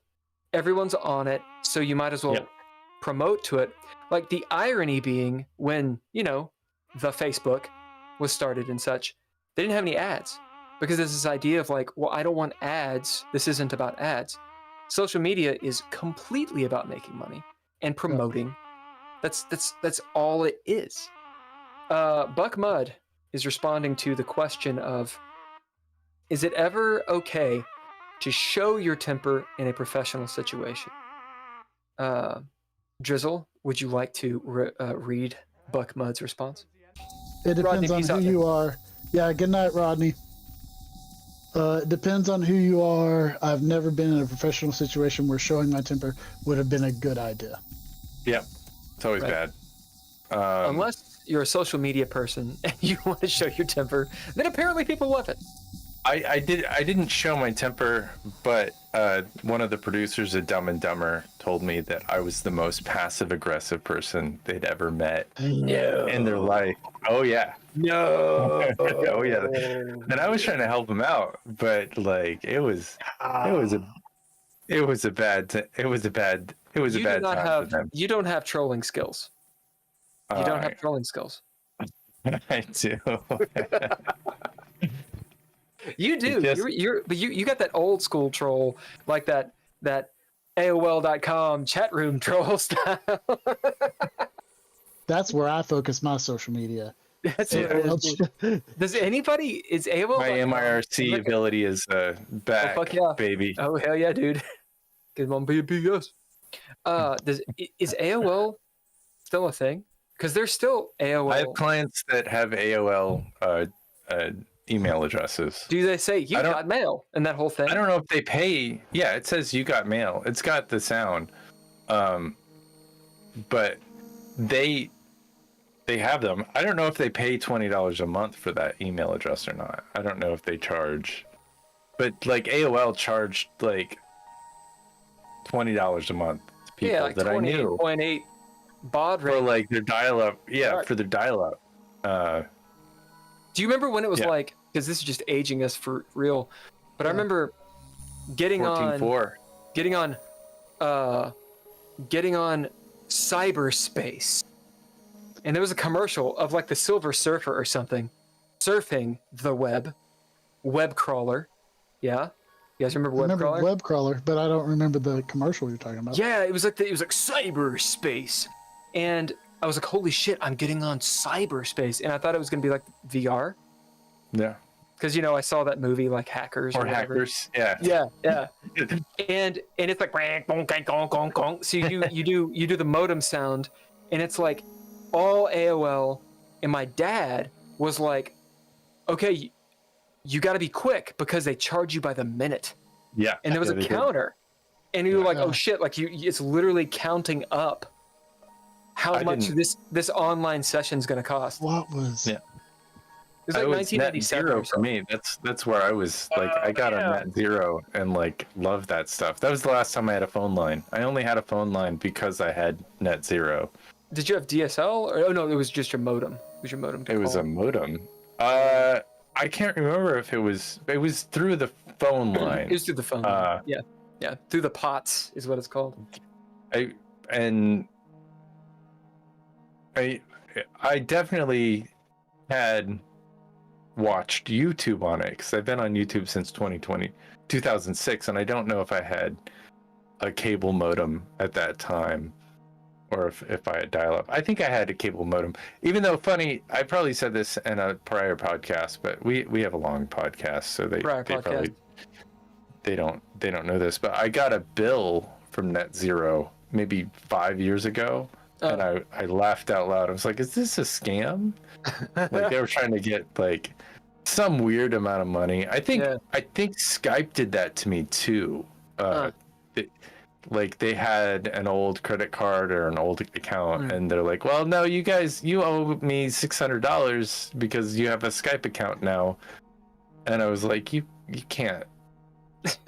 Are you sure it was Skype? Was it spelled SK or SKIPE? Like, right. No. There's a lot of it them. was real. It was real, but I don't know. I think somehow they had my credit card number and I had to call it because I used Skype instead of having a phone for a long time. Right. Back in the day. Back when I worked insurance, we used to get from the yellow pages, but the logo was always like upside down or it was flip-flopped, and they were like, you got to pay for your advertising, like, and I was like, no, we don't have any ever. And somebody sent back the thing and they were like, okay, well, here's your bill. And I was like, I literally sent them an email and said, no, this is a scam. I know it's a scam. And they quit contacting me. So in the startup, which is this web series that I'm doing, the platform that they've created, this shitty web application company created, is called Skip, by the way. No. And that's the whole thing, is they're on Skip, right? And it's like horrible. I just posted the link if anybody wants to check it out. The third episode is going to drop soon. I've seen the first two, I think. I sent you the third. I sent you the third. It needs a little bit of sound on the end, I think. But Yeah, that's another haven't seen the conversation. third one yet. You Yep. you didn't get online till 2006. Gosh. No, I didn't get a YouTube account until 2006. Oh. Which is way before anybody else did, by the way. Yeah, why aren't you famous? You were YouTube legacy. I am YouTube legacy, and I think the algorithm didn't like me then. You can go back and watch my videos on YouTube in 2006 and not But be they're confused at why. Like nobody, because they're pretty abstract musical endeavors. YouTube was really interesting. I remember getting on it and being like, holy shit, you can watch like anything, like Sure. all these cool just videos, and it had nothing to do with seemingly views. I mean, of course you want views, but there's no like benefit to it. It's just a playground of information. Right. And that was awesome. But it There were sucks to people would get monetize millions everything. people were getting millions of views and not getting paid for it. Yeah. Which nowadays Now we're they like, get paid for it. yeah. Nowadays we're like, oh, what? But like, do we want ads? I don't want ads. I fucking hate ads. I turn off ads as much as possible. It's the worst thing in the world. I have a YouTube premium account. I think I shared my account with you. Yeah, you did. It's this account right here. Don't tell anybody. No, you're allowed to share 5 accounts. It's through the. I mean, I feel like I'm an advertisement for YouTube. Maybe YouTube could actually give us some money for promoting That is not going to happen. their product on their channel. Oh, speaking of, I do wanna give us a little bit of a shout out. We do have a Patreon if you guys want to help us out at all. It's patreon.com/dreadlore, LORE. We also have a Ko-fi account. That's KOFI. And actually, it was Soupy Jones who told me about it. And you can essentially tip us. So, if you don't want to do like a recurring thing. I want to do the shameless plug there, just because why not? It helps us out. If you're watching this on YouTube, Couchfire Media Production is what makes all this happen. You will know when it's not Couchfire, it's me instead, because it looks like dog shit when I do it. So, giving Couchfire Media some love. We have all the links and all that crap. I want to give a shout out to the Patreon people. Tim Roberts, fuck yeah, man. Tim has been supporting us for a while and throws down. Daniel Holker, of course, he's one of our cast members. Nostalgic, who is longtime friend, and most recently, Natalia Klein, kicking ass. All right, wanted to throw it in there really fast, making that happen. And if you want to see what Couchfire's website looks like, because we were talking something, it's very simply done. I can help with that, I am a software developer.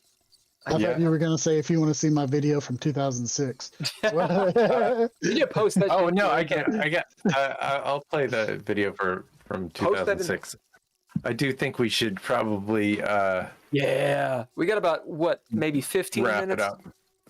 15 minutes. Yeah, we'll do 15 minutes. We'll wrap it up on the half hour. I think that's good. Then we can go get coffee and dinner and all those things. So here's the question. Continuing GGP into the future. I think it works really well when there's like 3 of us. We don't necessarily need a guest, but we should strive for guests. What is the contingency plan for when and if a guest cancels or can't make it? Cannot make it. What's a good option? Well, what we did is good tonight. We are ripping on current topic. We are and YouTube's algorithm says we need to be genuine, authentic. I think they're looking for authentic I'm not we're authentic being at all. This is all this is a about mass- as authentic as we possibly can. Long takes, long form content. It's helpful when I'm not still sick. reeling from the influenza. Yeah, from the flu is no joke. If you get Like the proper flu, flu. like proper flu, like it's not a cold. It's not a cold. It's a fuck it you is up. the fuck you up. I'm playing the first song or the first video I made on our. Oh, you are. Yeah, it's been getting played back. And I don't know why it only has it's been up for 17 years. Just in case you were wondering how long this video has been live on YouTube. 17 years, and it has 105 views on it.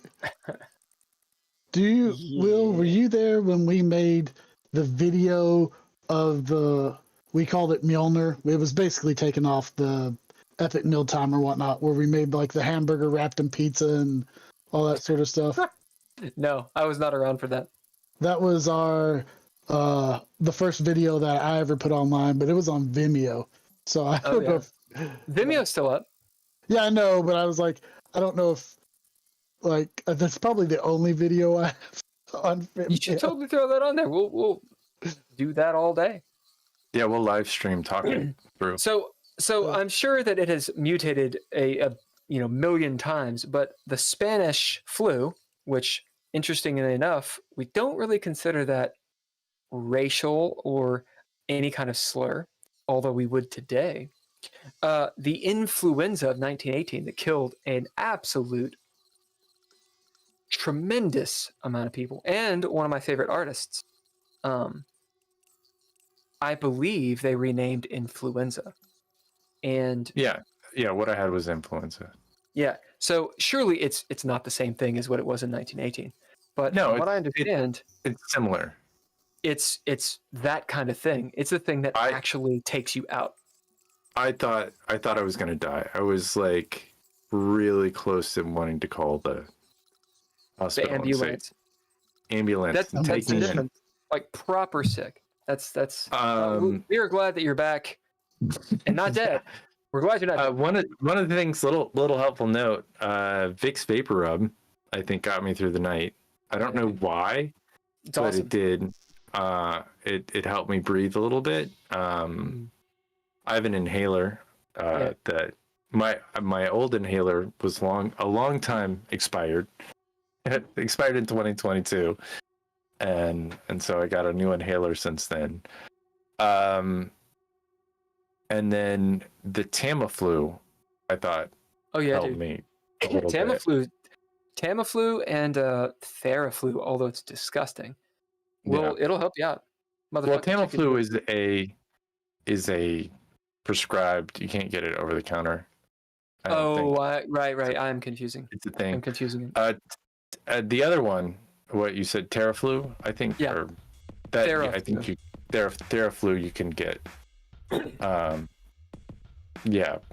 So I used Ensure. This is old man of me. To you had to pull the pill apart. Yeah. And dissolve it, and they said dissolve it into some sugar water. It was I don't know. I tried it Ensure a couple of different. I tried it with Gatorade. It was terrible. Oh yeah, you don't want that. But Ensure, the chocolate Ensure was really good because they said you could put it in chocolate. I did chocolate, hot chocolate. It wasn't as good. There's some chemical shit going on in Ensure that gave it a nice.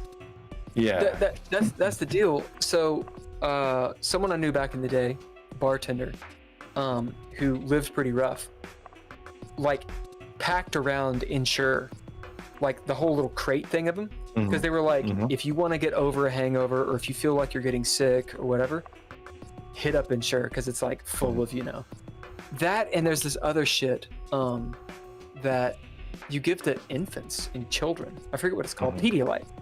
Pedialyte. Yeah, Apparently Pedialyte's the bomb. Soupy says, glad you're back in health. Thank you. Exclamation. Also, heck yes to Vicks Vicks Rub.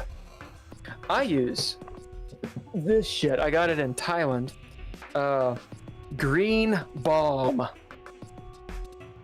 It's the green balm. It's got a Thai dude with the Thai haircut on it. And this is the shit. This and Tiger Balm, dude. Mm-hmm. Fuck yeah. It keeps you from getting sick? No, it just makes you feel better. Like, in China, what you do is you put it on your chest, you put it on your nostrils, you put it on the bottoms of your feet. The soles of your feet, put on socks and go to bed that way. And they'll put it on like wherever it hurts, and they do this thing called scraping, and you put Vicks on there, and it kind of opens you up, and that's great. A little bit of Chinese medicine. That's good to know. I know that people use essential oils to keep from getting sick. I don't know. I'm sure there's some reason that is effective, but I don't know the effective nature. My aunt swears to that stuff. She's like, I have made you a concoction of various oils and minerals, and it's supposed to ward off all the evil demons. I was like, okay. Under the falling Mercury's. Thank you. I have played actual beer pong twice in Vegas. I'm immune to everything. Oh shit! That ball went rolling across that casino floor, then straight into the beer, and I drank it. I'm immune to everything. So, real quick question, because this is a gamer podcast, the Geeky Gamer Podcast. I don't know how Pong works. Do you literally drink out of the same beer as like other people drink? No, you Drizzle hit it.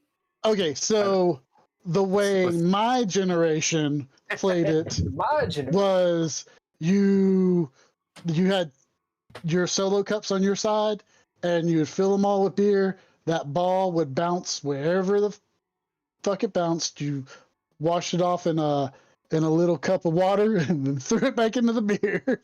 Oh, is there any kind of like cleansing agent in this water? No, just water.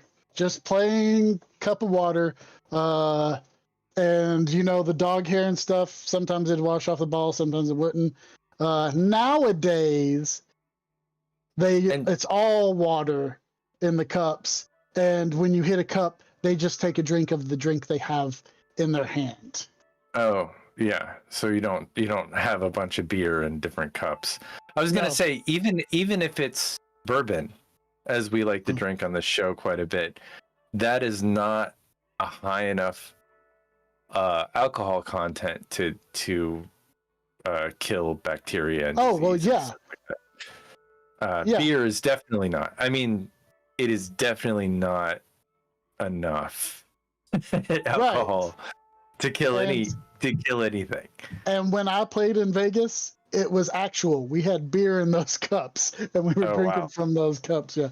Granted, the all cups were all new, but that ball rolled across the floor. I mean, did you play beer pong with like strangers? I guess. No. Did you order?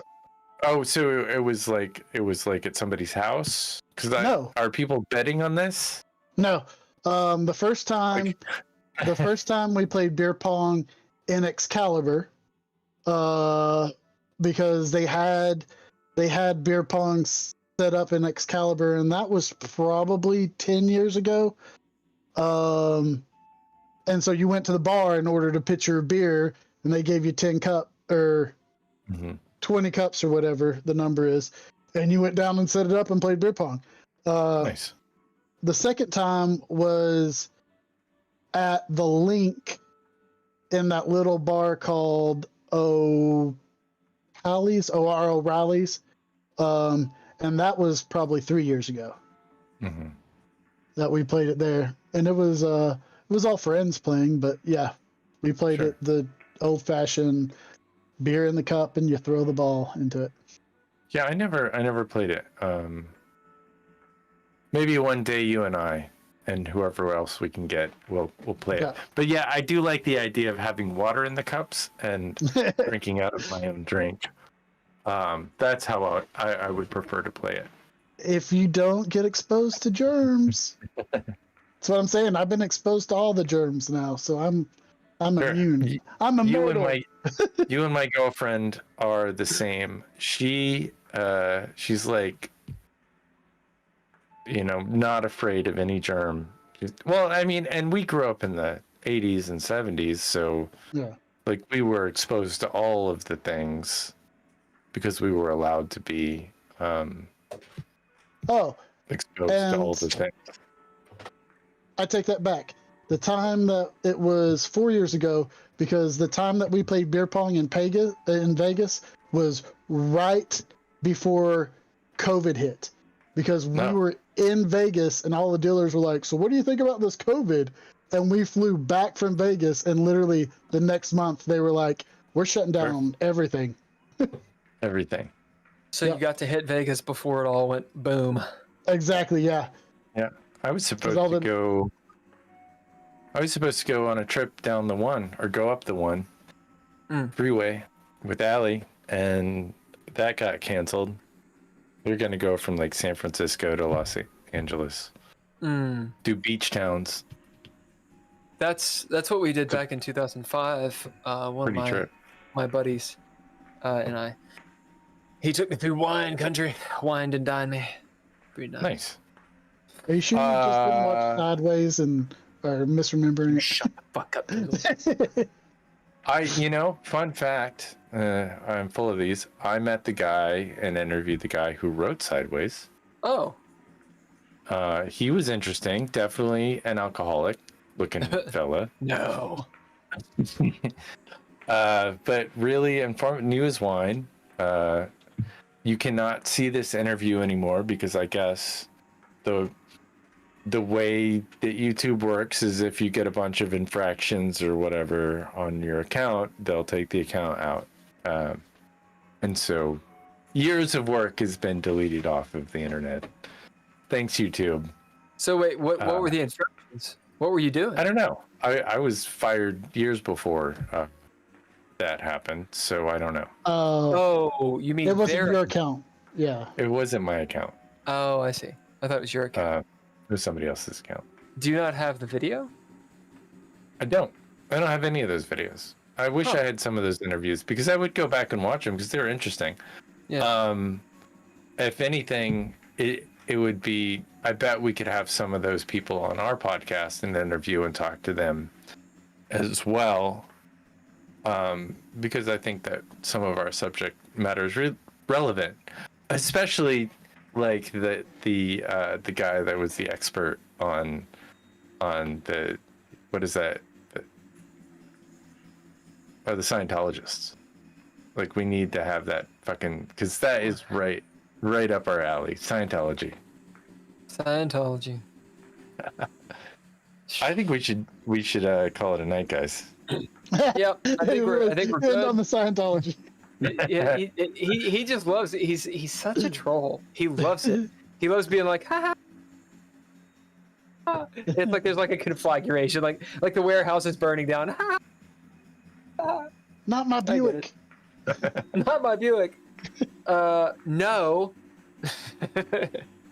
But you got another car. I mean, you got the Detective Hideaway's car. Got a Cadillac now, but it's not the same.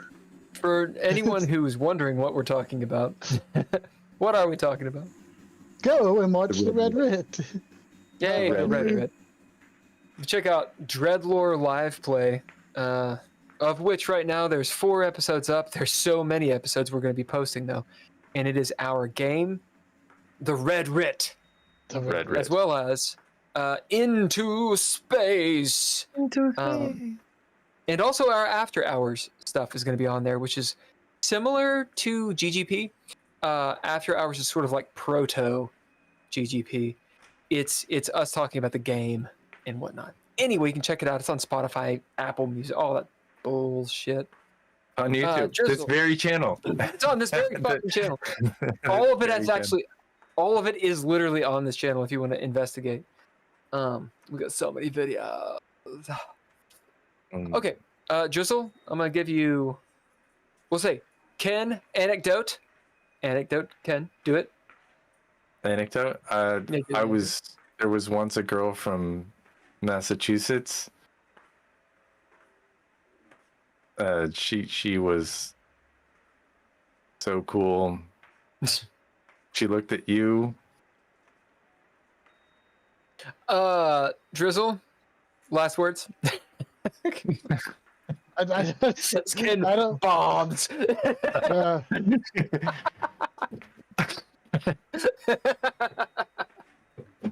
don't know. I didn't have any anecdotes. I wasn't prepared for that. I was prepared to like play the outro music. No, we gotta give Drizzle the last words. Go ahead. Soupy says they're still deciphering the Dreadlore Getting Started guide. Soupy says, Yeah, bravo, hey. Ken. Bravo, Ken. Bravo. Soupy, I believe you got a Dreadlore Getting Started guide as well as the core book. How's that core Nice. book? We'll do a core book read through someday. Drizzle, last words, man. Always be professional, unless you get pissed off. And then we're done. Okay. Thank you guys for joining the Geeky Gamer Podcast for the last 2.5 hours. The fancy, beautiful cover core book. Fuck yeah. If you guys want the core book for Dreadlore, go to dreadlore.com. You can find literally everything there. It's got all of the contact, all that crap in the description at the YouTube, in every description you can believe. All of the links, they're all there. If you want to support us, patreon.com/dreadlore. That helps us continue doing what we're doing and improving and getting better people on here, promotion, etc. If you're not into the Patreon, you can do Ko-fi, that's Kofi, and you can tip us so we can actually, pay Couchfire Media. Hey, Couchfire Media Production, that's all the production quality you got going on. Check out the website. Again, the links. The music is all lowercase letters. Use those in your dumb fucking social media posts because it's awesome music and it gets in your head. I use it on my chess podcast. All lowercase letters. The bomb music. Check it out. Are we playing Mr. Interrupt? Pulling through. Yeah, right now we are. Yeah, Mr. Interrupt as well. Check his stuff out. And yeah, Dreadlore is for everyone. Use your hashtags if you dare. Hey, chat, thank you very much for jumping on. Buckmud, Kicking Ass, Soupy. Hell yeah, Rodney was here earlier. We had a few other people. Where were they? There was a Nathan Prida? Reda. Oh, Is that? I think it's Nathan's first time in the chat. Prida. So thank you very much for engaging and joining. Do you know Nathan? No, I don't know. Oh, it's a new person. New. Yeah. Nathan, thank you so much for jumping in. If you like what we're doing, let us know. And yeah, if you guys know of anyone who should be on the Geeky Gamer Podcast, let us know. Put them in contact with us. They can contact us through the social medias. Specifically, Twitter is best. Dreadlore System is what it is. You could also contact us through dreadlore.com. There's a little contact page. We are looking for people that are interesting and geeky and, don't suck. Also, if you're a Scientologist, we're looking for a Scientologist again. No. There's a guy who is an expert on Scientology that is not a Scientologist. Oh, I see. That we interviewed. That was a really phenomenal interview, and those were we got the most views. He would go into the lore of that shit, and it's like, oh shit, where better for us to we need to interview somebody who's knows about the lore of. If you know about the lore of, I don't remember the guy's fucking name. All the best cults, the flat earthers, the cultists. Look him out. Yeah, whoever. That dude was. Let us know. Epic. He was amazing. We'll be respectful. I'm gonna have to look up my email. All right, and that is what we got for tonight. We'll be back next Thursday. Oh, who is we got a guest next Thursday. Let me find out who it is. Drizzle, sing a song really quick. I don't know. I'm not a bard. I can't sing on command. I You are did kind that. of a bard. I did that in one game, and it was on my birthday. And it was at Chad's house, and we played from like midnight to like 6 a.m. And I was a bard and was going to continue the character. I don't think the game ever played again after that. All right. I got the guy's week- name. No, okay, hit it. Well, the guy that I'm thinking about, it'd be a big get for us. I see. For next Thursday, well, let me get through this. For next Thursday, we're going to have our guest, Tyler Foley, on.